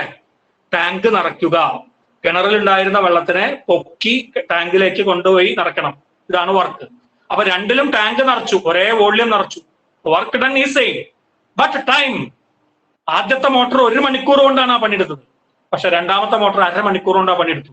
അപ്പൊ നമ്മൾ പറയും ഏത് മോട്ടറാ കൂടുതൽ എഫിഷ്യന്റ്, കൂടുതൽ നല്ലത് ഏതാണ്? രണ്ടാമത്തെ മോട്ടറാണ് അല്ലെ? 1/2 മണിക്കൂർ കൊണ്ട് ആ പണി ചെയ്തു. അപ്പോ കുറഞ്ഞ സമയം കൊണ്ട് ഒരേ വർക്ക് ചെയ്തു. ഇനി തിരിച്ച് ഒരേ സമയം കൊടുത്തു, 1/2 മണിക്കൂർ സമയം കൊടുത്തു. ആദ്യത്തെ മോട്ടോർ 1/2 മണിക്കൂർ കൊണ്ട് ആ ടാങ്കിന്റെ പകുതിയെ വെള്ളം നിറച്ചു. രണ്ടാമത്തെ മോട്ടോർ 1/2 മണിക്കൂർ കൊണ്ട് ആ ടാങ്ക് ഫുള്ള് നിറച്ചു. അടുത്ത ക്വസ്റ്റ്യൻ ഞാൻ തിരിച്ചു. ആദ്യത്തെ മോട്ടോർ 1/2 മണിക്കൂർ ഓൺ ചെയ്തിട്ടപ്പോ സമയം 1/2 മണിക്കൂറാണ് വെച്ചത്. പകുതി ടാങ്കേ നടന്നുള്ളൂ. അങ്ങനെയാണ് 1 മണിക്കൂർ കൊണ്ട് അയാൾ ഫുൾ ടാങ്ക് നിറച്ചത്. രണ്ടാമത്തെ മോട്ടോർ 1/2 മണിക്കൂർ ഓൺ ചെയ്തപ്പോൾ ഫുൾ ടാങ്ക് നിറഞ്ഞു. അപ്പൊ സമയം 1/2 മണിക്കൂർ സെയിം ആക്കി നിർത്തി. ഒരേ സമയം. ആരാ കൂടുതൽ പണിയെടുത്തത്? രണ്ടാമത്തെ മോട്ടോർ. അപ്പൊ 2 രൂപത്തിൽ നമുക്ക് ഇതിനെ വ്യാഖ്യാനിക്കാം. ഒരേ സമയം കൊണ്ട് കൂടുതൽ പ്രവൃത്തി ചെയ്യുക, തിരിച്ച് ഒരേ പ്രവൃത്തി കുറഞ്ഞ സമയം കൊണ്ട് ചെയ്യുക. ഇത് രണ്ടും നല്ലതാണ് അല്ലെ? കുറഞ്ഞ സമയം കൊണ്ട് ഒരേ പ്രവൃത്തി ചെയ്യുക, അല്ലെങ്കിൽ ഒരേ സമയം കൊണ്ട് കൂടുതൽ പ്രവൃത്തി ചെയ്യുക. ഇത് രണ്ടായാലും കൂടുതൽ ഇഫക്റ്റീവ് ആണെന്ന് അർത്ഥം, എഫിഷ്യന്റ് ആണ്. അപ്പൊ അതിനെ കാണിക്കുന്ന വാക്കാണ് പവർ. ഇത് കൂടുതലാണെങ്കിൽ പവർ കൂടുതലാണ്. എന്താ പറഞ്ഞതിന്റെ അർത്ഥം? കുറെ പണി ചെയ്യണം, കുറഞ്ഞ സമയം എടുക്കണം. കുറെ പണി ചെയ്യണം, കുറഞ്ഞ സമയം എടുക്കണം. അതാണ് കൂടുതൽ പവർ എന്നുള്ള വാക്കിലേക്ക് നമ്മൾ വരുന്നത്. So power is defined as power P is equal to work by time. ഇവിടെ P എന്ന് ഉപയോഗിച്ചത് ലിനിയർ മൊമെന്റത്തിനല്ല, പ്രഷറിനല്ല, പകരം പവറിനാണ്. Power is equal to work by time. അപ്പൊ നോക്കൂ, സമയം കുറഞ്ഞാൽ പവർ കൂടും, വർക്ക് കൂടിയാലും പവർ കൂടും. ഇങ്ങനെ എഴുതാൻ പറ്റുള്ളൂ. അപ്പൊ കുറഞ്ഞ സമയം T കുറഞ്ഞാൽ പവർ കൂടി, കൂടുതൽ വർക്ക് കൂടിയാലും പവർ കൂടി. അപ്പൊ ആ വാക്ക് വരാൻ നമ്മൾ എന്താ പറയാ? The rate at which work is done. പ്രവൃത്തി ചെയ്തതിന്റെ നിരക്കിനെ വിളിക്കുന്ന പേരാണ് പവർ. പ്രവൃത്തി ചെയ്തതിന്റെ നിരക്ക്, 1 സെക്കൻഡ് സമയം കൊണ്ട് ചെയ്ത work. The rate at which work is done or work done per unit time is called power. നല്ല ഭാഷയിൽ പറഞ്ഞു, നേരത്തെ പറഞ്ഞ കാര്യത്തിനെ നല്ല ഭാഷയിൽ പറഞ്ഞു മാത്രം. Work done per unit time is called power. So power is equal to work by time. T second കൊണ്ട് W വർക്ക് ചെയ്താൽ 1 സെക്കൻഡ് കൊണ്ട് ചെയ്യുന്ന വർക്ക് W/T. അതിനെ വിളിക്കുന്ന പേരാണ് പവർ. എപ്പോഴാണ് പവർ കൂടുതലാവുക? കുറെ വർക്ക് ചെയ്താൽ പവർ കൂടുതലാവും, കുറഞ്ഞ സമയം എടുത്തുള്ളെങ്കിലും പവർ കൂടുതലാവും. ഓക്കെ, അപ്പൊ നമ്മൾ അതിന്റെ സ്കേലാർ ആണോ വെക്ടർ ആണോ? ആദ്യത്തെ കാര്യം, വർക്ക് എന്താണ്? സ്കേലാർ ആണ്. ടൈം എന്താണ്? സ്കേലാർ ആണ്. 2 സ്കേലാർ ക്വാണ്ടിറ്റികൾ തമ്മിൽ എന്ത് ചെയ്താലും ഉത്തരം സ്കേലാർ ആണ്. അതുകൊണ്ട് power is A scalar quantity. നിങ്ങളുടെ സ്കേലാർ ക്വാണ്ടിറ്റിയിലേക്ക് ഒരു ക്വാണ്ടിറ്റി കൂടി വന്നു. What is A SI unit? SI unit is വർക്കിന്റെ SI യൂണിറ്റ് നമ്മൾ കഴിഞ്ഞ ദിവസം പറഞ്ഞു ജൂൾ. ടൈമിന്റെ SI യൂണിറ്റ് നിങ്ങൾക്ക് എല്ലാവർക്കും അറിയാം, second. So joule per second ആണ്. 1 ജൂൾ പെർ സെക്കൻഡിനെ വിളിക്കുന്ന പേരാണ് 1 വാട്ട്. പവറിന്റെ യൂണിറ്റിനെ വിളിക്കുക watt, W. 1 watt is equal to 1 joule per second. അപ്പൊ SI യൂണിറ്റ് ഈസ് വാട്ട്. അതിനെ ഡിഫൈൻ ചെയ്യാം. എന്താണ് 1 വാട്ട് എന്ന് പറഞ്ഞാൽ 1 ജൂൾ പെർ സെക്കൻഡ്. അതിന്റെ അർത്ഥം ഒരു സെക്കൻഡ് സമയം കൊണ്ട് 1 ജൂൾ പണിയാണ് ചെയ്തതെങ്കിൽ, ഏതെങ്കിലും ഒരു ഉപകരണം അല്ലെങ്കിൽ നിങ്ങൾ ഒരു സെക്കൻഡ് കൊണ്ട് 1 ജൂൾ പണി ചെയ്തുവെങ്കിൽ നിങ്ങളുടെ പവർ അല്ലെങ്കിൽ ആ ഉപകരണത്തിന്റെ പവർ 1 വാട്ടാണ്. ഓക്കെ, അപ്പൊ വാട്ടിനെ നമ്മൾ ഡിഫൈൻ ചെയ്തു. ഡയമെൻഷണൽ ഫോർമുല എഴുതാൻ അറിയണം. ഡയമെൻഷൻ ഫോർമുല എന്താ? വർക്കിന്റെ ഡയമെൻഷൻ ഫോർമുല എല്ലാവർക്കും അറിയാം. mL² T⁻⁻². ഫോഴ്സിന്റെ ഡിസ്പ്ലേസ്മെന്റിനെ കൂടി മൾട്ടിപ്ലൈ ചെയ്തതാണ്. ഡിവൈഡഡ് ബൈ ടൈമിന്റെ ഡയമെൻഷൻ ഫോർമുല T ആണ്. So that is equal to mL² T⁻⁻3. Dimension formula is mL² T⁻⁻3. Another unit, നമുക്ക് ഇതിന് പകരം നമ്മൾ ഉപയോഗിക്കുന്ന യൂണിറ്റുകൾ കിലോ വാട്ട് ഉപയോഗിക്കും. വലിയ യൂണിറ്റ് ആയിട്ട് കിലോ വാട്ട് ഉപയോഗിക്കും. എത്രയത്? 1000 വാട്ട്, 10⁻³ വാട്ട്. ചോദ്യം വരും. ഇനി നിങ്ങൾ എപ്പോഴും കോമൺ ആയിട്ട് ഉപയോഗിക്കുന്ന ഒരു യൂണിറ്റ് ആണ് ഹോഴ്സ് പവർ. മോട്ടറിന്റെ പവർ ഒക്കെ പറയുമ്പോൾ ഹോഴ്സ് പവർ ബ്രാക്കറ്റിൽ HP എന്ന് നമ്മൾ പറയും. എത്രയത്? 1 horse power = 746 what. 1 horse power = 746 what. ഓർമ്മയിൽ വെക്കുക. ഇത് പരീക്ഷയ്ക്ക് റിപ്പീറ്റ് ചെയ്ത ചോദ്യമാണ്. 746 വാട്ടാണ്. ഇനി ഞാൻ ഇതിൽ നിന്നൊന്നും ഇങ്ങോട്ട് തിരിച്ചെഴുതാം. 1 ജൂൾ = 1 വാട്ട് സെക്കൻഡ് എന്ന് എഴുതാം അല്ലെ. 1 വാട്ട് = 1 ജൂൾ പെർ സെക്കൻഡ് ആണ്. So 1 joule = 1 what second. അപ്പോ എനർജിയുടെ യൂണിറ്റ് ആണ് ജൂൾ, വർക്കിന്റെ യൂണിറ്റ് ആണ് ജൂൾ. അതിനെ നിങ്ങൾക്ക് എങ്ങനെ എഴുതാം? വാട്ട് സെക്കൻഡ് എന്ന് എഴുതാം. പക്ഷേ ഈ വാട്ടിന് പകരം നിങ്ങൾക്ക് കിലോ വാട്ട് ഉപയോഗിക്കാം. ഓക്കെ, പവറിന് വാട്ടിന് പകരം കിലോ വാട്ടിന് പകരം സെക്കൻഡില്, സമയത്തിന് സെക്കൻഡിൽ പറയുന്ന പകരം കുറച്ചുകൂടി വലിയ യൂണിറ്റ് അവറിൽ ഉപയോഗിക്കാം. അപ്പൊ വാട്ടിന് പകരം കിലോ വാട്ടും സെക്കൻഡിന് പകരം അവറും എഴുതിയാൽ പുതിയൊരു യൂണിറ്റ് വന്നു, kWh, കിലോ വാട്ട് അവർ. ഈ കിലോ വാട്ട് അവർ എന്തിന്റെ യൂണിറ്റ് ആണ്? വാട്ട് സെക്കൻഡ് എനർജിയുടെ യൂണിറ്റ് ആണ്. അപ്പൊ അതുകൊണ്ട് കിലോ വാട്ട് അവറും എനർജിയുടെ യൂണിറ്റ് ആണ്. പരീക്ഷയ്ക്ക് ഏറ്റവും കൂടുതൽ ആവർത്തിക്കുന്ന ചോദ്യം നമ്മൾ ഫസ്റ്റ് ചാപ്റ്ററിൽ തന്നെ പറഞ്ഞിട്ടുണ്ട്. Kilo watt hour is the unit of. നിങ്ങൾ ചിലപ്പോൾ തെറ്റിച്ചിട്ട് പവറിന്റെ യൂണിറ്റ് ആയിട്ട് എഴുതും, ചിലപ്പോൾ വോൾട്ടേജിന്റെ യൂണിറ്റ് ആയിട്ട് എഴുതും, ചിലപ്പോൾ കറണ്ടിന്റെ യൂണിറ്റ് ആയിട്ട് എഴുതും. അതൊന്നുമല്ല, എനർജിയുടെ യൂണിറ്റ് ആണ്. വീട്ടില് ഇലക്ട്രിസിറ്റി ബോർഡില് ഇലക്ട്രിക് മീറ്ററിൽ അളക്കുന്ന യൂണിറ്റ് ആണ് കിലോ വാട്ട് അവർ. അത് അവിടെ അളക്കുന്നത് കറണ്ട് അല്ല, വോൾട്ടേജ് അല്ല, പവർ അല്ല, പകരം ഇലക്ട്രിക്കൽ എനർജിയാണ്. മനസ്സിലെപ്പോഴും പറയാം. എന്താണെങ്കിലും ഒരു ചോദ്യം നമുക്ക് അവിടെ നിന്നുണ്ടാവും. എനർജിയുടെ യൂണിറ്റ് ആണ് കിലോ വാട്ട് അവർ. എനർജിയുടെ യൂണിറ്റ് ആണ് ജൂള്, അത് വാട്ട് സെക്കൻഡ് ആണ്. അതിനേക്കാളും വലിയൊരു യൂണിറ്റ് ആണ് കിലോ വാട്ട് അവർ. അപ്പൊ 1 കിലോ വാട്ട് അവറിനെ മാറ്റാൻ പറഞ്ഞാൽ നിങ്ങൾക്ക് വേഗം മാറ്റാം. 1 kilo watt hour = 1 kilo watt എന്നുള്ളടത്ത് 10⁻³ വാട്ട്. അപ്പൊ വാട്ട് ഉണ്ട്. അവർ എന്നുള്ളടത്ത് നിങ്ങൾക്ക് അറിയാം 3600 സെക്കൻഡ്. അപ്പം 10⁻³ വാട്ട് × 3600 സെക്കൻഡ്. ആൻസർ = 3.6 × ഇവിടെ 3.6 ഇട്ട് അവിടെ 10⁻³ വരും. അപ്പൊ മൊത്തം 10⁻6 ആവും. 3.6 × 10⁻6 വാട്ട് സെക്കൻഡ് എന്ന് എഴുതാം. What second is joule. So 1 kilo watt hour is 3.6 × 10⁻6 joule. ഓർമ്മയിൽ വെക്കുക. 1 കിലോ വാട്ട് അവർ = 3.6 × 10⁻6 ജൂൾ ആണ്. ഓക്കെ, അപ്പൊ ഇത് ഇവിടെ പവർ പറയുമ്പോൾ നിങ്ങളോട് ചേർന്ന് പറയേണ്ട ഒരു സാധനമാണ്. Kilo watt hour is the unit of energy. 1 kilo watt hour = 3.6 × 10⁻6 joule. SI യൂണിറ്റില് എനർജിയുടെ യൂണിറ്റ് ജൂൾ ആണ്. പക്ഷെ പ്രാക്ടിക്കൽ ആയിട്ട് ഇലക്ട്രിക്കൽ എനർജി അളക്കാൻ ഉപയോഗിക്കുന്ന യൂണിറ്റ് ആണ് കിലോ വാട്ട് അവർ. 1 കിലോ വാട്ട് അവർ = 3.6 × 10⁻6 ജൂൾ ചേർന്നതാണ് 1 കിലോ വാട്ട് അവർ. ഇതിനെയാണ് ഒരു യൂണിറ്റ് ഇലക്ട്രിസിറ്റി എന്ന് പറയാം. ഇലക്ട്രിക്കൽ എനർജി അളക്കുമ്പോൾ നിങ്ങൾ യൂണിറ്റ് ഇലക്ട്രിസിറ്റി എന്നാ പറയാം. നിങ്ങൾ 50 യൂണിറ്റ് ഇലക്ട്രിസിറ്റി ഉപയോഗിച്ചു, 100 യൂണിറ്റ് ഉപയോഗിച്ചു, 500 യൂണിറ്റ് ഉപയോഗിച്ചു, അതാണ് യൂണിറ്റ്. ആ യൂണിറ്റ്, ഒരു യൂണിറ്റ് ഇലക്ട്രിസിറ്റി എന്ന് പറഞ്ഞാൽ 1 കിലോ വാട്ട് അവർ ആണ്. അതിന്റെ പൈസയാണ് നിങ്ങളുടെ ഇന്ന് ഇലക്ട്രിസിറ്റിക്കാർ മേടിക്കുക. അപ്പൊ 100 യൂണിറ്റിന് എത്ര റുപ്യ മേടിക്കും, 500 യൂണിറ്റ് ഉപയോഗിച്ചാൽ എത്ര റുപ്യ മേടിക്കും എന്ന് പറയുന്ന ആ unit electricity is 1 kilo watt hour. Okay, അപ്പൊ പവറിന്റെ ഒരു ഫോർമുലയാണ് നമ്മളിപ്പോ ഡിസ്കസ് ചെയ്തത്. Power = work by time. ഇനി നിങ്ങൾക്ക് വീണ്ടും ഇതിലേക്ക് സബ്സ്റ്റിറ്റ്യൂട്ട് ചെയ്യാം. ഈക്വൽ ടു വർക്കിന് പകരം എന്താ എഴുതാം? ഫോഴ്സ് ഡോട്ട് ഡിസ്പ്ലേസ്മെന്റ് എന്ന് എഴുതാം അല്ലെ. Work is force dot displacement. നേരത്തെ പഠിച്ചു. ഇതിനെ ഒന്നും ഒന്നിച്ചാക്കുക. So what is this? Displacement by time ഒന്നിച്ചാക്കാം. Displacement by time is velocity. So that's equal to force dot velocity. Correct ആയിട്ട് എഴുതിയതാണ്. Power is the dot product or scalar product of force and velocity. ഫോഴ്സും വെലോസിറ്റിയും തമ്മിൽ scalar product നടത്തിയ വെറുതെ F × V എന്നല്ല. ഫോഴ്സിനും വെലോസിറ്റിക്കും ഇടയ്ക്കുള്ള angle theta ആണെങ്കിൽ നിങ്ങൾ ഇങ്ങനെ തന്നെ എഴുതണം. ദാറ്റ് ഈസ് FV cos θ എന്ന് തന്നെ എഴുതണം. സാധാരണയായിട്ട് ഫോഴ്സും വെലോസിറ്റിക്ക് ഒരേ ഡയറക്ഷനിൽ വന്നാൽ cos θ 1 ആയി പോകും. അപ്പൊ F × V എന്ന് ഉപയോഗിക്കാൻ എല്ലാ സമയത്തും പറ്റില്ല. ശരിക്കും F.V ആണ്, അല്ലെങ്കിൽ FV cos θ. ഒന്നുകൂടി ഓർമ്മിക്കുക formula. Power = work by time. വർക്കിന് പകരം force dot displacement by time.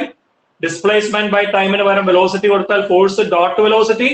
Force dot velocity എന്ന് പറഞ്ഞാൽ എഫ് വി കോസ് തീറ്റ എന്നർത്ഥം. Theta is angle between force and velocity.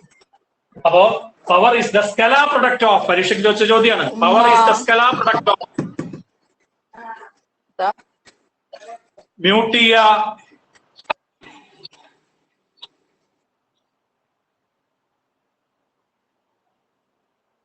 Power is the scalar product of force and dash. Power is the scalar product of force and velocity. Work is the scalar product of force and dash. Force and displacement. ഇതൊന്നും മാറരുത്. One word question ചോദിക്കാം. Power is the scalar product of force and velocity. Work is the scalar product of force and displacement. Okay. അപ്പൊ ഇതാണ് പവറിനെ കുറിച്ച് അറിയാനുള്ളത്. എത്രയും കഴിഞ്ഞാൽ നമ്മളുടെ ഇതിന്റെ പോർഷൻ കഴിഞ്ഞു. ഇനി പവറുമായി ബന്ധപ്പെട്ട പ്രോബ്ലം സ്ഥിരമായി ചോദിക്കുന്ന രണ്ട് പ്രോബ്ലങ്ങളുണ്ട്. സ്ഥിരമായി ചോദിക്കുന്ന രണ്ട് പ്രോബ്ലങ്ങൾ പബ്ലിക് എക്സാമിനേഷൻ ചോദിച്ചത്, അതൊക്കെ NCERT നിന്ന് എടുത്ത ക്വസ്റ്റ്യൻ ആണ്. നമുക്ക് അതിലേക്ക് പോവാം. എല്ലാവരും ആൻസർ ചെയ്യാൻ അറിയേണ്ടതാണ്.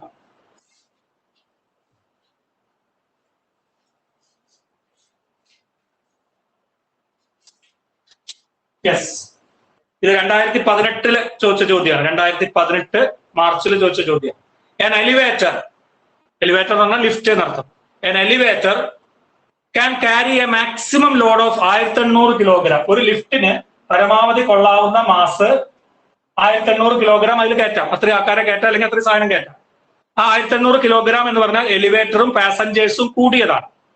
അതിൽ കയറി നിൽക്കുന്ന പാസഞ്ചേഴ്സും യാത്രക്കാരും ആ എലിവേറ്ററിന്റെ മാസും ഒക്കെ കൂടിയതാണ് 1800 കിലോഗ്രാം. അതാണ് എലിവേറ്ററിന്റെ ആകെ മാസം. അതിൽ നിൽക്കുന്ന ആൾക്കാരുടെ അടക്കം നടത്താം. ഈസ് മൂവിങ് അപ്പ്, ഇത് മുകളിലേക്ക് പോയിക്കൊണ്ടിരിക്കുകയാണ്. വിത്ത് എ കോൺസ്റ്റന്റ് സ്പീഡ്, മുകളിലേക്ക് പോകുന്ന സ്പീഡ് തന്നിട്ടുണ്ട് 2 metre per second. 2 metre per സെക്കൻഡിലാണ് ഇത്രയും മാസുള്ള ഒരു എലിവേറ്റർ. ആ മാസം എന്ന് പറഞ്ഞാൽ എലിവേറ്ററിന്റെ മാസം, ലിഫ്റ്റിന്റെ മാസം പോലും, അതിന്റെ ഉള്ളിൽ നിൽക്കുന്ന ആൾക്കാരുടെ മാസം പോലും. അങ്ങനെ മുകളിലേക്ക് പോയിക്കൊണ്ടിരിക്കുകയാണ്. സ്പീഡ് മാറുന്നില്ല, കോൺസ്റ്റന്റ് സ്പീഡിലാണ് 2 metre per second. The frictional force, അവിടെ ആക്ട് ചെയ്യുന്ന frictional force opposing the motion. എങ്ങനെയാവും ഫ്രിക്ഷണൽ ഫോഴ്സ് വരിക? ഒരു കയറിന്റെ മുകളിൽ കൂടെയാണല്ലേ മോട്ടോർ ഉപയോഗിച്ചിട്ട് ഇതിനെങ്ങനെ മുകളിലേക്ക് കയറ്റുക. അപ്പൊ ആ കയറിന്റെ മുകളിൽ ഇങ്ങനെ ഒരു ഒരക്കിലൊക്കെ ഉണ്ടാവും, ഒരു ശബ്ദമൊക്കെ ഉണ്ടാവും, കെക്കെ മുകളിലേക്ക് പോകുക. അപ്പൊ ആ ഫ്രിക്ഷൻ, അവിടെ ഈ മോഷനെ എതിർക്കുന്ന friction, the frictional force opposing the motion is 4000 newton ആണ്. അവിടുത്തെ ഫ്രിക്ഷൻ 4000 ന്യൂട്ടൺ ആണ്. Determine the minimum power delivered by the motor to the elevator in watts as well as in horsepower. അതേ question ആണ് നമ്മൾ എക്സാമിന് ചോദിച്ചത്, NCERT question. അവിടുത്തെ minimum power എത്ര, മോട്ടറിന്റെ മിനിമം പവർ എത്രയായിരിക്കണം? ഈ പണി മോട്ടറാണെങ്കിൽ ലിഫ്റ്റിനെ മുകളിലേക്ക് കൊണ്ടുപോകണം, എലിവേറ്ററിന്റെ മുകളിലേക്ക് കൊണ്ടുപോകണം മോട്ടറാണ്. മോട്ടറിന്റെ പവർ എത്രയായിരിക്കണം മിനിമം ഉണ്ടാകേണ്ടത്? അത് വാട്ടിലും പറയണം, ഫോഴ്സ് പവറിലും പറയണം. നോക്കുക. അപ്പൊ ഇതെന്താണ്? ഇത് ഫ്രിക്ഷണൽ ഫോഴ്സ് ആണ്. ഇത് ആകെയുള്ള മാസാണ്. ഇത് അയാൾ പോകുന്ന വെലോസിറ്റി ആണ്, ലിഫ്റ്റ് പോകുന്ന വെലോസിറ്റി. അത്രയും ഡാറ്റ പറഞ്ഞു. 1800 കിലോഗ്രാം മാസുള്ള ലിഫ്റ്റ് 2 മീറ്റർ പെർ സെക്കൻഡ് മുകളിലേക്ക് പോകണു. അതിനെ എതിർക്കുന്ന ഫ്രിക്ഷൻ 4000 ന്യൂട്ടൺ ആണ്. അങ്ങനെയാണെങ്കിൽ ആ മോട്ടർ, ലിഫ്റ്റിനെ മുകളിലേക്ക് പൊന്തിക്കുന്ന മോട്ടർ എത്രയായിരിക്കണം പവർ? അത് വാട്ടിലും പറയണം, ഫോഴ്സ് പവറിലും പറയണം. അപ്പൊ നോക്കുക, എന്താ ഫോർമുല? ഫോഴ്സ് വെലോസിറ്റി തന്നിട്ടുണ്ടെങ്കിൽ നിങ്ങൾക്ക് ഉടനെ തന്നെ ഈ ഫോർമുല എഴുതിയ ഒരു മാർക്ക് കിട്ടും. Force into velocity. ഞാൻ എന്റെ ഡോട്ട് പ്രൊഡക്റ്റ് ഒക്കെ ഒഴിവാക്കിയത്. ഫോഴ്സ് മുകളിലേക്ക് കൊടുക്കണം, വെലോസിറ്റി മുകളിലേക്കാണ്. അതുകൊണ്ട് ഫോഴ്സും വെലോസിറ്റി ഒരേ ഡയറക്ഷനിലായതുകൊണ്ടാണ് F ഇൻറ്റു V എന്ന് എഴുതി. ആംഗിൾ ഒക്കെ 0ആണ്, FV. അപ്പൊ വെലോസിറ്റി അറിയാം. ഇനി ഈ ഫോഴ്സ് അറിയോ നിങ്ങൾക്ക്? ഈ ഫ്രിക്ഷൻ മാത്രമാണോ? അല്ല, മുകളിലേക്ക് കൊണ്ടുപോകേണ്ടത് 1800 കിലോഗ്രാം മാസിനെയാണ്. അപ്പൊ മുകളിലേക്ക് കൊണ്ടുപോകുമ്പോൾ ഉള്ള വെയിറ്റ് എത്രയായിരിക്കും? എത്ര വെയിറ്റിനെ കൊണ്ടുപോകേണ്ടത്? മാസാണ്. ഫോഴ്സ് എത്രയായിരിക്കും? mg = 1800 ഇൻറ്റു 9.8, അല്ലെങ്കിൽ ഞാൻ തൽക്കാലം ജിക്ക് 10. So that's equal to 18000 newton ഫോഴ്സിനെ മുകളിലേക്ക് കൊണ്ടുപോകണം. ഓക്കെ, അപ്പൊ അത്രയും ഫോഴ്സ് കൊടുക്കണം. ഇനി ഫ്രിക്ഷൻ ഉണ്ട്, ഈ ഫ്രിക്ഷനെ എതിർക്കണം. അപ്പൊ ടോട്ടൽ ഫോഴ്സ്, മോട്ടർ കൊടുക്കേണ്ട ആകെ ബലം, ഈ mgയും വേണം പ്ലസ് ഫ്രിക്ഷനും വേണം. പല ആൾക്കാരും പരീക്ഷ പേപ്പറിൽ എങ്ങനെ എഴുതി വെച്ചതെന്ന് അറിയോ? mg minus friction. മോഷനെ എതിർക്കല്ലേ സാർ, എന്നിട്ട് നെഗറ്റീവ് ആയിട്ട് കൊണ്ടുപോയിട്ടു. നമ്മളോട് ചോദ്യം എന്താ? മോട്ടർ എത്ര ഫോഴ്സ് കൊടുക്കണം? മോട്ടർ കൊടുക്കേണ്ട ഫോഴ്സ് ഈ ഫ്രിക്ഷനെതിരല്ലേ? അപ്പൊ ഈ ഫ്രിക്ഷനെയും ഓവർകം ചെയ്യണം. ഒപ്പം ഇത്രയും വസ്തുക്കളെ പൊന്തിക്കുകയും വേണം. ഇത്രയും വസ്തുക്കളെ പൊന്തിക്കാനുള്ള ഫോഴ്സ് ആണ് 18000 ന്യൂട്ടൺ mg. ആ ലിഫ്റ്റിനെയും അതിന്റെ ഉള്ളിലുള്ള പാസഞ്ചേഴ്സിനെയും. ഇനി ആ ഫ്രിക്ഷനെ എതിർക്കണമെങ്കിൽ അതും കൂടി ഇതിനോട് കൂടി കൂട്ടണം. ഇതിനൊക്കെ എതിരാണ് mg താഴേക്ക്, ഫ്രിക്ഷനും താഴേക്ക്, ലിഫ്റ്റ് മുകളിലേക്ക് പോകുമ്പോൾ. അപ്പൊ ഈ അത്രയും എത്ര ഫോഴ്സ് കൊടുക്കണം? താഴേക്കുള്ള mgനെ കൊടുക്കണം, താഴേക്ക് വരുന്ന ഫ്രിക്ഷനെയും കൊടുക്കണം. അത്രയും ഫോഴ്സ് മുകളിലേക്ക് കൊടുത്താലേ ആ ലിഫ്റ്റ് മുകളിലേക്ക് പോകുള്ളൂ. അപ്പൊ total force is mg plus friction. പല ആൾക്കാരും മൈനസ് ഫ്രിക്ഷൻ എഴുതി കൊണ്ടുപോയി തെറ്റിച്ചു. ഉത്തരം 18,000 mg ന്യൂട്ടണിലാണ്, പ്ലസ് ഒരു 4,000 കൂടി. പലരും ഇത് മൈനസ് ചെയ്തുകൊണ്ട് 12,000 എഴുതി. നമുക്ക് ഉത്തരം എത്ര എഴുതാം? 14,000 എഴുതി. ഉത്തരം 22,000 ന്യൂട്ടൺ ആണ്. അപ്പൊ total force is 22,000 newton F. അപ്പൊ എഫ് കിട്ടി, വെലോസിറ്റി കിട്ടി. So power is equal to 22,000 into velocity എത്ര? 2. ഇതൊക്കെ കറക്റ്റ് യൂണിറ്റിലാണ്. 22,000 ന്യൂട്ടണിലാണ്, ടൈം സെക്കൻഡിലാണ്. സോ ന്യൂട്ടൺ ഇൻറ്റു സെക്കൻഡിനെയാണ് വാട്ട് എന്ന് പറയുക. അത് ഓർമ്മിക്കട്ടോ. 1 watt is equal to 1 Newton second. Force, 1 Newton meter per second. 1 Newton meter per second ആണ് 1 watt. So 22,000 into 2 meter per second. ഉത്തരം 44,000 എന്താ സാധനം? What. So power of the motor is minimum വേണ്ട power 44,000 what ആണ്. അപ്പൊ ഞാൻ എഴുതിയത് വാട്ടിലാണ്. ചോദ്യം വാട്ടിൽ മാത്രമല്ല ഹോഴ്സ് പവറിൽ എഴുതാൻ പറഞ്ഞു. Therefore that's equal to 44,000 by 746 HP. ഒരു HP എന്ന് പറഞ്ഞാൽ 746 വാട്ടാണ്. അപ്പൊ 44,000 വാട്ട് എന്ന് പറഞ്ഞാൽ 44,000 746 കൊണ്ട് ഹരിക്കുക. ഓക്കെ, അപ്പൊ അത്രയും HP ആണ് ഉത്തരം. അപ്പൊ ഹോഴ്സ് പവറിലും പറഞ്ഞു, വാട്ടിലും പറഞ്ഞു. NCERT ക്വസ്റ്റ്യൻ ആണ്, പബ്ലിക് എക്സാമിനേഷൻ ചോദിച്ച ചോദ്യമാണ്. നിങ്ങളോടും ആവർത്തിക്കാം, ആലോചിച്ചോളൂ. അടുത്ത ക്വസ്റ്റ്യൻ നമ്മൾ ആവർത്തിച്ച ചോദ്യം തന്നെ. മോട്ടർ ടാങ്കിലേക്ക് വെള്ളം അടിക്കുന്ന കേസിലെ പ്രോബ്ലം ചോദിക്കും പവർ. ശ്രദ്ധിക്കാം, നിങ്ങൾക്ക് എളുപ്പമാണ്. A pump on the ground floor of A building. Motor എവിടെ വെച്ചിരിക്കുന്നത്? ഗ്രൗണ്ട് ഫ്ലോറിലാണ്. ഒരു ബിൽഡിങ്ങിന്റെ ഗ്രൗണ്ട് ഫ്ലോറിൽ ഒരു പമ്പ് ഉണ്ട്, മോട്ടർ ഉണ്ട്. Of A building can pump up water, വെള്ളത്തിനെ മുകളിലേക്ക് അടിക്കാം. ടു ഫിൽ എ ടാങ്ക്, ആ ടാങ്കിനെ ഫിൽ ചെയ്യാം. ഓഫ് വോള്യം, ആ ടാങ്കിന്റെ വോള്യം തന്നിട്ടുണ്ട്. V is equal to 30 metre cube. Correct യൂണിറ്റിലാണ്. 30 മീറ്റർ ക്യൂബ് വോള്യം ഉള്ള ടാങ്കിലേക്ക് വെള്ളം നിറയ്ക്കാം. എത്ര സമയം കൊണ്ടാ? In 15 minutes. 15 മിനിറ്റ് കൊണ്ടാണ്. മിനിറ്റ് എന്ന് കേട്ടാൽ നിങ്ങൾക്ക് ഉടനെ തന്നെ അതിനെ മാറ്റാൻ അറിയണം. 15 into 60 അല്ലെ? 6 15 90 900 സെക്കൻഡ്. അപ്പോ 15 മിനിറ്റ് കൊണ്ട് ഗ്രൗണ്ട് ഫ്ലോറിലിരിക്കുന്ന മോട്ടർ 30 മീറ്റർ ക്യൂബ് വോള്യമുള്ള ടാങ്ക് നിറയ്ക്കണം. If the tank is 40 metre above the ground, ടാങ്കിലേക്കുള്ള ഉയരം 40 മീറ്റർ ആണ് ക്വസ്റ്റ്യൻ. അപ്പൊ ഉയരത്തിന് H എന്നുള്ള അക്ഷരം ഉപയോഗിച്ചു. above the ground and the efficiency of the pump is 30%. ഞാൻ പുതിയൊരു വാക്ക് വരികയാണ്, എഫിഷ്യൻസി. എഫിഷ്യൻസിക്ക് ഉപയോഗിക്കുന്ന വാക്ക് നേരത്തെ ഞാൻ പറഞ്ഞിരുന്നു, ഈറ്റ എന്നുള്ള അക്ഷരമാണ്. അത് 40% പറഞ്ഞത്. എന്താന്ന് ഞാൻ പറഞ്ഞത്? Sorry, 30%. Efficiency of the motor അല്ലെങ്കിൽ pump is 30%. How much electric power is consumed by the pump? How much electric power is consumed by the pump? എത്ര ഇലക്ട്രിക് പവർ ആണ് ഈ മോട്ടോർ കൺസ്യൂം ചെയ്യുക, ഉപയോഗിക്കുക? ഇതാണ് ചോദ്യം. ശ്രദ്ധിക്കുക. ആദ്യം നമുക്ക് എന്താണ് ഈ എഫിഷ്യൻസി എന്നുള്ള കാര്യം പറയാം. ഇതില് മെക്കാനിക്കൽ എഫിഷ്യൻസി എന്ന് പറഞ്ഞാൽ എവിടെയൊക്കെ എഞ്ചിൻസ് ഉപയോഗിക്കുന്നു അവിടെയൊക്കെ എഫിഷ്യൻസി പറയും. എഫിഷ്യൻസി കാണാനുള്ള വഴി efficiency is equal to output power. PO എന്ന് ഞാൻ എഴുതിയത് output power divided by input power. നമ്മൾ കൊടുക്കുന്ന പവർ ആണ് ഇൻപുട്ട്, പുറത്തേക്ക് കിട്ടുന്നതാണ് ഔട്ട്പുട്ട്. അപ്പൊ output power by input power. ഇതിനെ 100 കൊണ്ട് പെരുക്കിയാൽ അത്രയും പെർസെന്റേജ്.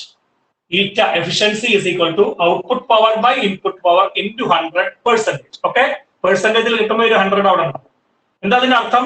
ഞാൻ PI എന്ന് പറയുന്ന ഒരു ഇൻപുട്ട് പവർ കൊടുത്തു. അപ്പൊ ഇലക്ട്രിക് പവർ ആണ് മോട്ടറിൽ കൊടുക്കുക അല്ലെ? മോട്ടോർ വർക്ക് ചെയ്യണമെങ്കിൽ നമ്മൾ ഇലക്ട്രിക്കൽ എനർജി കൊടുക്കണം. അപ്പൊ ഇലക്ട്രിക് പവർ കൊടുത്തു. Input is electric power. Power ആണ് അല്ലെ? മുകളിലേക്ക് വെള്ളത്തിനെ പൊന്തിക്കാനുള്ള പണി ചെയ്തു. അപ്പൊ ഈ ഇലക്ട്രിക് പവർ ആണ് ഇൻപുട്ട് പവർ. ഔട്ട്പുട്ട്, ഈ output power by input power ആണ് എഫിഷ്യൻസി. അത് 100 കൊണ്ട് പെരുക്കിയാൽ ഓക്കെ. നമ്മളോട് ചോദ്യം എന്താണ്? ഇലക്ട്രിക് പവർ എത്ര എന്നാണ്. അതായത് നമ്മളോട് ഇപ്പൊ പരീക്ഷയ്ക്ക് ഈ ക്വസ്റ്റ്യൻ പേപ്പറിൽ ചോദിച്ചിരിക്കുന്നത് PI is equal to dash. What is the input electric power? PI കാണണം. അതിനെന്താ നമുക്ക് തന്നിരിക്കുന്നത്? ഈറ്റ തന്നിട്ടുണ്ട്. ഈ ഈറ്റ 30 ആണെന്ന് തന്നിട്ടുണ്ട്. പിന്നെന്താ തന്നിരിക്കുന്നത്? PO അറിയോ? ഇല്ല.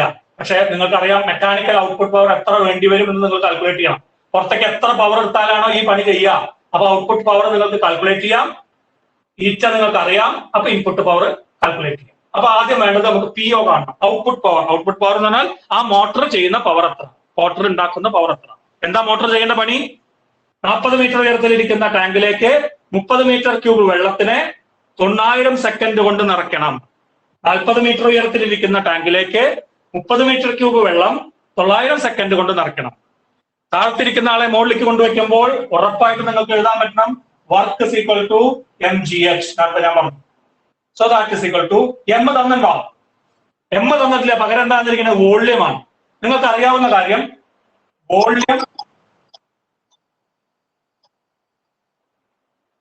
വോള്യവും ഡെൻസിറ്റിയും മാസും തമ്മിലുള്ള ബന്ധം എന്താ? Mass by volume is equal to density. അറിയാലോ അല്ലെ? Mass by volume equal to density. അപ്പൊ തിരിച്ച് mass is equal to volume into density. Okay, അപ്പൊ ഞാൻ ഇവിടെ സബ്സ്റ്റിറ്റ്യൂട്ട് ചെയ്യാൻ മാസിന് പകരം വോള്യം നിങ്ങൾക്ക് അറിയാം. ഡെൻസിറ്റി, വെള്ളത്തിന്റെ ഡെൻസിറ്റി എല്ലാവർക്കും അറിയാം, 1000 കിലോഗ്രാം പെർ മീറ്റർ ക്യൂബ് ആണ്. അപ്പൊ V ഇൻറ്റു ഈ ഇത് P എന്നല്ല റോ എന്നാണ് ചിന്തിച്ചതാണ്. വോള്യം ഇൻറ്റു ഡെൻസിറ്റി, മാസിന് പകരം എഴുതി, G അവിടെ എഴുതി, H എഴുതി. What is volume? 30. Okay, into what is density? വെള്ളത്തിന്റെ ഡെൻസിറ്റി 1000 ആണ്, 10⁻³ എന്ന് എഴുതി. Into G, acceleration due to gravity തൽക്കാലം നമുക്ക് 10 എടുക്കാം. H എത്ര ഉയരത്തിലേക്കാ? 40 മീറ്റർ. Okay, answer is 4 3 12. ഇനി ഇവിടെ ഒരു 10⁻³ 10⁻5 വരുമ്പോൾ 12 ഇൻറ്റു 10⁵ ജൂൾ. ശരിയല്ലേ? 4 3 12, പിന്നെ ഒരു 0, ഇവിടെ 3 0, അപ്പൊ 4, ഒന്നും കൂടി 5 അല്ല 6 അല്ലെ? ഇവിടെ 3 ഉണ്ട്, ഇവിടെ 1, ഇവിടെ 2, 3 0 കൂടി വരും. അപ്പൊ 3 3 6 0 മൊത്തം വരും. 12 ഇൻറ്റു 10⁻6 ജൂൾ ആണ് അവിടെ ചെയ്ത ആകെ വർക്ക്. മനസ്സിലാവണ്ടോ? W is equal to mgh. m തന്നിട്ടില്ല, പകരം വോള്യം അറിയാം, ഡെൻസിറ്റി വെള്ളത്തിന്റെ അറിയാം. അപ്പൊ വോള്യം ഇൻറ്റു ഡെൻസിറ്റി കണ്ടാൽ മാസാവും. ജിക്ക് സബ്സ്റ്റിറ്റ്യൂട്ട് ചെയ്തു, H സബ്സ്റ്റിറ്റ്യൂട്ട് ചെയ്തു. ഇനി നമുക്ക് എന്താ കണ്ടത്? ഔട്ട്പുട്ട് പവർ അല്ലെ? Output power. ഇതിൽ ഔട്ട്പുട്ട് പവർ കിട്ടിയാലേ നിങ്ങൾക്ക് ഇൻപുട്ട് പവർ കാണാൻ പറ്റുള്ളൂ. ഔട്ട്പുട്ട് പവർ ഇപ്പൊ ചെയ്ത പ്രവൃത്തി എത്രയാണ്? ഈ മോട്ടോർ ചെയ്ത പുറത്തേക്ക് തന്ന പവർ എത്രയാ? വർക്ക് ബൈ ടൈം അല്ലെ? Power is equal to work by time. അപ്പൊ നേരത്തെ ഫോഴ്സ് ഇൻറ്റു വെലോസിറ്റി എന്നുള്ള ഫോർമുല ആ പ്രോബ്ലത്തിൽ ഉപയോഗിച്ചു. അപ്പൊ വർക്ക് ബൈ ടൈം ഉപയോഗിച്ചു. വർക്കിന് പകരം 12 ഇൻറ്റു 10⁻6 ഡിവൈഡ് ബൈ ടൈം എത്രയാണ്? 900 സെക്കൻഡ്. 15 മിനിറ്റ് എന്ന് എഴുതുമ്പോൾ 15 ഒന്നും സബ്സ്റ്റിറ്റ്യൂട്ട് ചെയ്ത് അതിനെ സെക്കൻഡിലാക്കിയിട്ട് തന്നെ നിങ്ങൾ നിർബന്ധമായിട്ട് സബ്സ്റ്റിറ്റ്യൂട്ട് ചെയ്ത് പോകണം. ആൻസർ ഈസ് 12/9 ഇൻറ്റു 10⁻4 അല്ലെ? ഈ 2 ഇവിടെ 10⁻2 വരും, മുകളിലേക്ക് എത്തുമ്പോൾ 10⁻2 -2 ആവും, 10⁻4. അപ്പൊ 12/9 10⁻4 12/9 ഇൻറ്റു 10⁻4 എന്താ യൂണിറ്റ്? വാട്ട് ആണ് ഔട്ട്പുട്ട് പവർ. PO. ഇത്രയും പണി അയാൾ പുറത്തേക്ക് പവറായി തരണം. അപ്പൊ നമ്മൾ ഇക്വേഷനിലേക്ക് പോകാം. സോ ഈ ഇക്വേഷനിലേക്ക് വരുമ്പോൾ PI is equal to input power is equal to അങ്ങോട്ട് വരട്ടെ. സോ PO ഡിവൈഡഡ് ബൈ ഈറ്റ. ഈ PI ഇങ്ങോട്ട് വന്നു, ഈറ്റ അങ്ങോട്ട് വന്നു, എഫിഷ്യൻസി ഇങ്ങോട്ട് വന്നു, ഇൻറ്റു 100 അങ്ങനെ. ഓക്കെ, അപ്പൊ PI is equal to input electric power, നിങ്ങൾ കൊടുക്കേണ്ട electric power is equal to output power by efficiency into 100. ഈ 100 ഇനി വേണ്ട, കാരണം എന്താ? നിങ്ങൾക്ക് ഈ ശതമാനത്തിലാണ് തന്നിരിക്കുന്നത്. അപ്പൊ ഉത്തരം ഈ 100 ആദ്യം കൊടുക്കേണ്ട. ഈറ്റ 30ഓട് കൂടിയിട്ടാണ് ഇപ്പൊ തന്നിരിക്കുന്നത്. സോ ആൻസർ ഈസ് PO എത്ര? Output power 12/9 into 10⁻4 into 100, that is 10⁻2 divided by എത്രയാ? 30. Okay, answer is 12/27. ഒരു 0 പോവും, 10⁵5 12/27. 9 × 3 ആണ് 27 ഇട്ടത്. ഒരു 0, ഇവിടുത്തെ ഒരു 0-നായിട്ട് പോകും. അപ്പൊ ഇവിടെ 10 മാത്രമാവും. 10⁻4 10 കൂടി ആയാൽ 10⁻5. നിങ്ങൾ സിംപ്ലിഫൈ ചെയ്തോളാം. 12/27 ഇൻറ്റു 10⁻5 വാട്ട് പവർ ഇൻപുട്ടില് കൊടുത്താലാണ് നമുക്ക് എന്ത് കിട്ടുക? ഇത്രയും ഔട്ട്പുട്ട് പവർ തരുള്ളൂ. എഫിഷ്യൻസി 30% പറഞ്ഞാൽ എന്താ അർത്ഥം? ഞാൻ അതൊന്നുകൂടി എക്സ്പ്ലെയിൻ ചെയ്യാം. 100 കൊടുത്താൽ 30 പുറത്തേക്ക് തരുള്ളൂ. എഫിഷ്യൻസി 30% ആണെന്ന് പറഞ്ഞാൽ 100 ജൂൾ അങ്ങോട്ട് കൊടുത്താൽ 30 ജൂൾ പുറത്തേക്ക് തരും. 100 വാട്ട് അങ്ങോട്ട് കൊടുത്താൽ 30 വാട്ട് ഇങ്ങോട്ട് തരും. എഫിഷ്യൻസി കുറവാണെന്ന് അർത്ഥം. ഏറ്റവും കൂടുതൽ എഫിഷ്യൻസി എത്ര വരിക? ഒരു എഞ്ചിന്റെ 100%. 100% എഫിഷ്യൻസി എന്ന് പറഞ്ഞാൽ എന്താ? ഈറ്റ ഈക്വൽ ടു 100% എന്ന് പറഞ്ഞാൽ ഇവിടെ 100 വരും. ഈ 100 വെട്ടിപ്പോയാൽ PO/PI എന്താവും? 1 ആവും. PO/PI 1 ആയാൽ PO is equal to PI. അപ്പൊ 100% എഫിഷ്യൻസി എന്ന് പറഞ്ഞാൽ കൊടുത്ത പവർ മുഴുവൻ തിരിച്ചു പുറത്തേക്ക് തന്നു. ഇൻപുട്ടായി കൊടുക്കുന്ന പവർ മുഴുവൻ ഔട്ട്പുട്ടായിട്ട് തന്നു. നിങ്ങൾ കഴിക്കുന്ന ഭക്ഷണം മുഴുവൻ പണിയായി മാറി എന്നർത്ഥം. നിങ്ങൾ കഴിക്കുന്ന ഭക്ഷണം മുഴുവൻ നിങ്ങൾ പണിയാക്കി മാറ്റിയെങ്കിൽ നിങ്ങൾ 100% എഫിഷ്യന്റ് ആയ എഞ്ചിനാണ്. അതേ സമയത്ത് നിങ്ങൾ കഴിച്ച ഭക്ഷണത്തിലെ കുറെ ഭാഗം വെറുതെ കളിച്ചു നടന്നു, പഠിക്കൊന്നും ചെയ്തില്ല, അല്ലെങ്കിൽ പണിയൊന്നും എടുത്തില്ല, വെറുതെ കളഞ്ഞു. അങ്ങനെയാണെങ്കിൽ നിങ്ങളുടെ എഫിഷ്യൻസി കുറവാണ്. അപ്പൊ ഈ പറഞ്ഞ മോട്ടറിന് 30% എഫിഷ്യൻസി ഉള്ളൂ. എന്ന് പറഞ്ഞാൽ അയാൾക്ക് 100 വാട്ട് ഇലക്ട്രിക് പവർ അങ്ങോട്ട് കൊടുത്താൽ അയാൾ അതിൽ 70 വാട്ടും വെറുതെ കളയും. വെറുതെ കളയുന്ന പറഞ്ഞാൽ നഷ്ടപ്പെടുക എന്ന് പറഞ്ഞാൽ നമുക്ക് ആവശ്യമില്ലാത്ത രൂപത്തിലേക്ക് മാറും. ചിലപ്പോൾ ഹീറ്റ് എനർജി ആയിട്ടാവും, ചിലപ്പോൾ സൗണ്ട് എനർജി. അതൊക്കെ മോട്ടർ അടിക്കുമ്പോൾ ഭയങ്കര ശബ്ദം ഉണ്ടാവും, അപ്പൊ കുറെ സൗണ്ട് എനർജി ആയിട്ട് പോകും. അതൊക്കെ നമുക്ക് നഷ്ടമാണ്. കുറെ ഹീറ്റ് എനർജി ആയിട്ട് ചൂടായിട്ട് പോകും. നമുക്ക് ആവശ്യം എന്താണ്? മെക്കാനിക്കൽ എനർജി ആയിട്ട് കിട്ടണം, മുകളിലേക്ക് പൊന്തിക്കണം. അപ്പോ നമുക്ക് തരുന്നത് 100 വാട്ട് പവർ കൊടുത്താൽ 30 വാട്ടേ നമുക്ക് യൂസ്ഫുൾ ആയിട്ട് കിട്ടുന്നുള്ളൂ. അതാണ് എഫിഷ്യൻസി 30% എന്ന് പറയുന്നതിന്റെ അർത്ഥം. പറഞ്ഞു മനസ്സിലാവുണ്ടോ? 100% എഫിഷ്യന്റ് ആയ മോട്ടറാണെന്ന് പറഞ്ഞാൽ നിങ്ങൾ 100 വാട്ട് പവർ അയാൾക്ക് കൊടുത്താൽ, ഇലക്ട്രിക് പവർ 100 വാട്ട് കൊടുത്താൽ അയാൾ 100 വാട്ട് ഔട്ട്പുട്ട് പവർ തരും. എന്ന് പറഞ്ഞാൽ അയാൾക്ക് സൗണ്ട് എനർജി ലോസ് ഉണ്ടാവില്ല, ഹീറ്റ് എനർജി ലോസ് ഒന്നും ഉണ്ടാവില്ല. അങ്ങനെ ഒരു എഞ്ചിനും നമുക്ക് ഉണ്ടാക്കാൻ സാധിക്കില്ല എന്ന് ചുരുക്കം.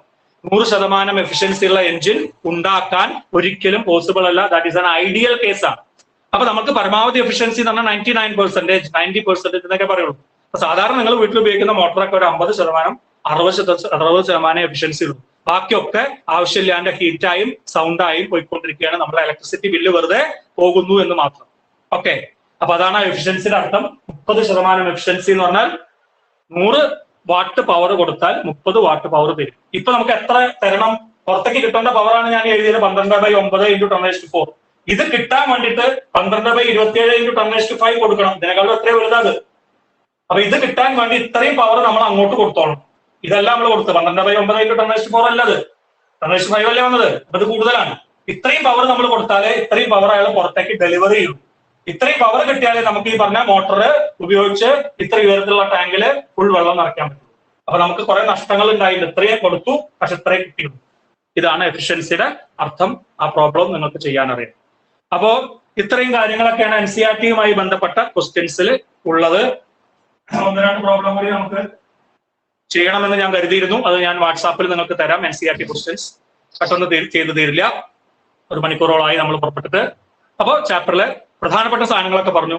Work energy, work energy theorem, law of conservation of energy, power. Work കണ്ടുപിടിക്കാനുള്ള പ്രോബ്ലങ്ങൾ, എനർജി കണ്ടുപിടിക്കാൻ വർക്ക് എനർജി തിയറം അപ്ലൈ ചെയ്യാനുള്ള പ്രോബ്ലങ്ങൾ, അതുപോലെ തന്നെ ഇപ്പൊ പവർ കണ്ടുപിടിക്കാനുള്ള പ്രോബ്ലങ്ങൾ. ഇനി 2-3 പ്രോബ്ലങ്ങൾ വർക്ക് എനർജി തിയറത്തിനായിട്ട് ബന്ധപ്പെട്ട് നിങ്ങൾക്ക് ലോ ഓഫ് കൺസർവേഷൻ ഓഫ് എനർജിനായിട്ട് ബന്ധപ്പെട്ട ക്വസ്റ്റ്യൻസ് തരും.